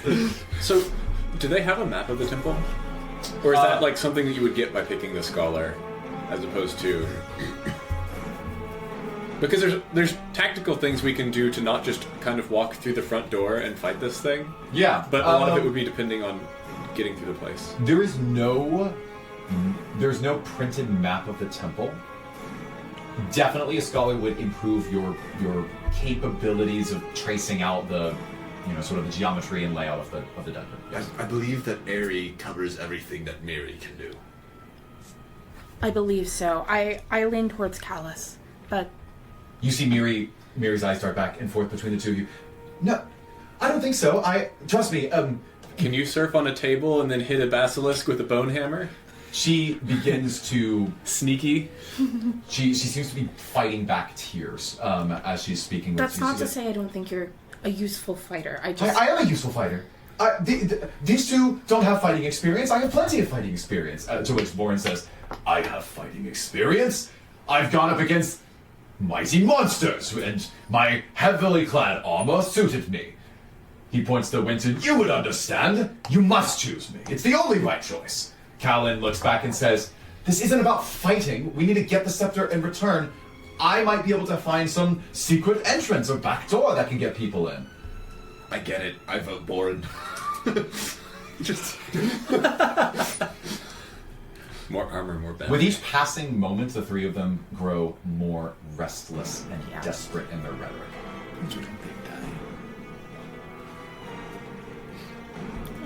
How about this? We take a blind vote on 3. Each of us raises a number corresponding to the person who we want. Callan 1 is Callan, the scholar. 2 is Miri, the squire, and 3 is Boren, the blacksmith. That works for me. Okay, and everyone raise up on 3, 2, 1, go. Yeah, right. 3, 2, 3, 1, Blind go. vote. Ready. 3, 2, 1, go. So Nathan is quickly tallying the vote. I thought this was the blind vote. Oh, It's a blind vote in that we're doing it all at the same Oh, I time. see. Well, so I'll report that the votes are 4 for Callan, 1 for Boren, and none for poor Miri. Meaning, as Twice as many the roses 5 of and you twice as come sneaky. to consensus and eventually select Callan, he bows enthusiastically and he says, I swear to you, every part of my studies will be dedicated towards our success. I will not let you down. And the other two are, they seem dejected. She looks at all 3 of them and, not even seriously lending any sensitivity or empathy to the situation, says, well, it seems that you've made your decision. To the 3 of you, thank you. Callan looks like you're going to be able to contribute to this kingdom far faster than we initially expected. If you are successful in this, you might expect far more than just your current body. And he enthusiastically responds, yes, my queen, thank you very much. Oh. The other 2 shuffle off into the sides. Can I... No, actually, no, I won't say that just yet. After which he says, it's clear that all of us need some rest, which thankfully is exactly what the Basilisk is doing right now. I believe we have time. So, get some rest, which we'll say is your long rest coming up. Prepare yourselves for what comes ahead. And be careful. I have heard that this creature might respond to the music of my people. Every one of my people has been trained in the ritualistic arts of the Song of the Serpent. Callan knows this song as well as anyone else. If he dies before you reach the center, he will be unable to perform this for you. So take care of him. Understood? Understood. Understood? At this point, you are going to shuffle off. What does everyone else do in the last, say, 30 to 60 minutes before you rest? I want to go find Dagar real quick. Okay, yeah. Dagar is at the front entrance where he's stationed. Okay. Dagar, I ask. I with the weapons that I brought in that you have taken from us, I know that I'll need them back out. I cannot. I need something better. Is there any way that you can offer me any kind of upgrade to my inventory to help me better stand a chance for the upcoming battle? Yeah, roll a relatively easy persuasion check. Gosh. Well, that's a 4 plus 6. That's a 10. Okay. Dagar looks back at you and he says, I believe Queen Seraphra would welcome you to what we have in our storage. We don't have many refined masterwork weapons. So, and he gestures to the armory, which all of you can access. This is not a situation where she's going to withhold her like old and rusty weapons from you. So, yeah, why not? Let's do some like loot rolling for a second. Okay. Everyone's going to roll a raw luck check. But, nope. I know you're so excited. Let's set the stakes. Most of this is crap. You have to declare in advance what you're looking for. I assume we have all of our stuff. You're going to get your stuff back. Yeah. You have to declare in advance what you're looking for. You can just describe it in vague terms. You really have to roll really well to get anything meaningful at all. If you roll moderately well, you'll just get like a copy of what you currently have, so nothing strictly better. And if you ask for something really specific, obviously it's a higher DC to hit. Cool? Cool. So, what are we looking for? We're done. We're rummaging through the armor. I don't need anything, so I'll help Mordecai. I'll look for the exact same thing. No, yeah, we'll make it a help action. I have am gemstones. looking for, I think, a longsword. I am looking for just something that, if I'm in a bind, instead of a dagger doing low damage, I can hit something in a bind. I am looking for just a Does new it need weapon. to be a long sword or like a short sword? Long sword, short sword, something bigger than a dagger. Great sword. Great I sword. I do not have great sword training. Dual wield great swords. Great. Noted. Who else? So I'm making you all declare now before anything I know. happens. I know what I want to look for, but if someone else has a better idea that they're looking for, I might want to lend help instead of looking for what I want. So, Okay. either y'all declare what you want. So, we've had the hot moon beating down overhead as we've walked through Osiria, and Tom has realized that the one thing that he really lacks is like a cool mage hat with like a long, wide brim. Okay, go. Yeah, why not? Mummy wrappings that you just... Yeah. Oh yeah. I am not interested in finding anything else, so I'll help Tom. I want to look for a new shield. Tom? This is important. Mordecai's son needs to help. Yeah. Yeah. Bards don't. Well, have you To be already clear, helping. if you roll crazy well, it'll have a mechanical benefit. Like there are hats that do things for mages. That's fair. I'm Wait. looking for a shield. Hold on. Okay, Hold I'll on. help. Hold on. Mordecai's going back to the store. If Callan dies for some reason, I gave away my only drum. I don't have a musical instrument. I think I want to find a musical instrument so that I can learn the Song of the Serpent. If he dies, you just take his. This is If I can fascinating. get to him. So we've established there are lots of instruments. So if you just want any instrument, that's guaranteed. You don't even need to roll. I It's want a back in the- sitar. Now, if you roll really well, we'll do like a mechanical bonus to it, which I'll have to design after the session. So, A mechanical sitar. Also look- I know, rummage around it up. I'll still look for Further damage. Great. Okay, I'll so still look for a sword. For two people that are rolling with advantage are Winton and Mordecai. Well, I was saying I'd still look for a sword for him while he gives his instrument. Fine. Cool. So Okay. Justin will roll in this case, not Mordecai twice, or not Trey twice. So hold on. Recap. Really high. So crazy high. You're thinking like a +1 or +2 greatsword, something like obviously mechanically strictly better. +2 hat. Otherwise, it might be something with like a cool little feat attached to it. More likely, it's just a duplicate of what you have. More likely is crap. You find crap. All right. Good luck. You said with advantage, right? No. Oh. Just me with advantage. Just Jordan, because Justin's rolling for you for some reason. Oh, okay. He's looking for an instrument. He's I'm helping looking me for out. a- He's being a bro. I know, but you both roll separately. is my Okay, point. okay. Ready? Yeah, everyone roll. No That's plus, just the straight. Wrong. You It's hit. wrong. Can I use a lucky on this For to help him? Okay. yeah. I'll allow that. Roll with advantage, Winton. Since Again? we're about to He long was rest. already rolling with advantage, but if you Oh. spend a luck point, I will let him roll again. I got a 15. We're about to long rest, right? Yeah. I'm just gonna use a luck point. Roll 3 times. I guess. That's true. Your 15. your luck keeps kicking in over and over again as you're like, oh, you look at this stuff. So luck regenerates on a short rest? Long rest. Oh, I thought you used them in the first session. And then we long rest. We haven't we long did. rested Oh, yet. we haven't. That is true. You've not long Oh, rested. then he go rolled with... it. He rolled a 5 when he revealed. Right, So so- Still 15. Yeah. So yeah, tell me your numbers. 15. 13. 10. Oh, and you were helping him. Oh, look at all this metal. Oh yes, a metal hat. I mean, 15 is pretty good. Helmet. 15 is pretty good. It is moderately good, but what I said was you would just find a copy of what you have, which is you find a shield that was once owned by another warrior who was here. Ready? I'm gonna roll like to see if there's any significance whatsoever. I rolled an 18. This shield seems to bear the insignia of a different Ruby Empire vanguard. I guess I'm just kind of put it on the back. Yeah, you have two shields. I've got a shield on the front and a shield You got one of the red Atyugs, you got one of the red rhinos on the back. This is Yes. About that. Why do I feel like that's from a game? about- someone The has red two rhinos? About that, Specifically? I said it because that was the first one that came to mind. There are 8 vanguards. I know most of them. I'm going to roll a d8 and we're going to make it completely random. Ready, set. Is the red griffins. Okay, cool. Okay.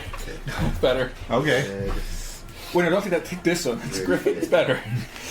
Yeah, you see him, he's just like, with no real reason, he's like, ooh, maybe this one. And I'm picking up a red Curious rhino about shield. my roll, but hold I'm on, more here. curious about what you just found with a 13. Awesome. So y'all find nothing of meaningful importance, but I'm gonna say you get an instrument for free. Is it a sitar? I'll roll once more for you. Wait, actually, what was your luck? You had 10. I rolled 10. Sure, yeah, you can find a sitar. Yeah. It's not a very good one. It doesn't. It's okay. My plan magic. for it is, I think now that I've worked with it, I have a plan for it. That'll be fine. I'll say with part, you've got just enough time, including your long rest, in order to try to learn this song, the Song of the Serpent. So why don't you give me a performance check? Performance? Yep, as your with your musical instrument, if that matters. Yeah. For proficiency reasons. I have a question. Mechanically, Yeah. could I forego the use of my mace to dual wield shields? Okay, so plus 6. Let's look at that after the session. I'm not sure.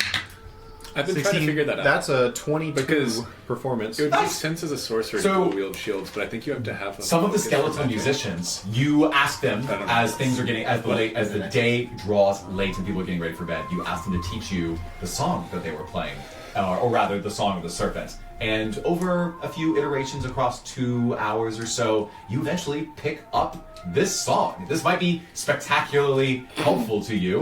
Great eye. Why don't you add Song of the Serpent to your known abilities? This is. We'll describe more of what it is. It's technically a ritual, so it's not an action. It's going to take more time to use, but it might be really helpful if something happens to Callan. Callan's like, hey, you don't have to learn. You can just sort of. You just keep Great, going now on. you're spare. He's like, awesome. Now we can feed Trey to the serpent. Wait, Thanks, Trey. You can stand in that corner and play the song. We'll be over here with Cal. What else is everyone doing as you're getting ready for your long rest? I think I'd go talk to Callan. See, he said he's from the from the Luna Sapphire. Conservatory. He's Oh, Sapphire it's Sapphire Scholars. So I'd go see where he's from, whether he knows any kind of interesting research. Yeah, let's get more into that on your journey next session into the temple, but before you go to bed, I can give you a few details. He was a student at the Solar Conservatory in the Sapphire Scholars. A lot of his work had to do. It's the second worst one. A lot of his work had to do with military enhancements to weaponry, the most worst which one. meant that he was often traveling as part of trade deals with the Amethyst Kingdom, the Emerald Egalitary, and the Ruby Empire. He then shuffles awkwardly when you ask him more specifics about the weapons that he dealt with, and then when he goes further, he says, but I put all of that behind me. A lot of my life nowadays is really focused on who were these gods that once lived in these lands. And then that's what brought me here to the Blackjade Lords before I died. And I happily died here because I knew that Queen Seraphra would give me more time to study the runes among the shifting sands. Yeah, so that's interesting. I was under the impression that the gods of these lands never had any sort of impact on the material plane. Is that not the case? He will. I really do want to roleplay this more, so let's do it next session. Yeah. I'll just say that as a general countenance, you get the sense that he shares your view of the gods. That he's in a very loose sense skeptical of the direct interference or impact in the Black Jade Lord specifically. Osiria had a pantheon of gods. Is that mostly cultural? Is it real? We don't know. And that one of the reasons he was here is because of phenomena in the area that suggested that this pantheon is connected to something else. But he doesn't know much more than that. And we'll let that conversation continue and simmer next time. Is there anything else that anyone else is doing before we go to bye? We have a thing where we, like, generally, since we're both elves, we only need 4 hours. Yeah, swap shift. Yeah. Just Winton, as a rule. Winton is being annoyed by the small skeleton child that he saved. It's just messing with him as he's trying to go to bed. Yeah. You can't talk to him, though. I'm not allowed to talk. Every time you close your eyes and you open them, there's skeleton face. Yikes. Okay, well, if everyone's going to bed, then you are going to get a little bit of sleep. Go ahead and perform that long rest. But here's something you may not have seen, as all of you drifted off to sleep. Because because none of you checked in on your poor old Miri and Boren. I thought about it. I didn't. In their quarters, which have been recently upgraded as they've taken on new forms as these mummified, embalmed creatures with humanoid features. Miri, Boren, discussing amongst themselves, are so angry. They say, you hear Miri, if you were there, if you would have heard Miri say, "This just isn't fair. This might be our only chance. We have to do something about this." Boren says, "What would you have us do? The Queen made her decision. We can't go against that." And she said, "We still have time. We have enough flesh. We can get the scepter ourselves, the glaive, ourselves." And Boren says, "What? You'd have just the two of us go into the Temple of Young Get? That's a suicide mission. You saw that creature." And she says, "Maybe. But I know a few people that can help." And that is where we're going to end our session. Tune in next time to find out what happens at the Tomb of Young Get as our heroes, along with Callan and Toe, begin an adventure to reclaim the blade of Queen Seraphra. Thanks for tuning in.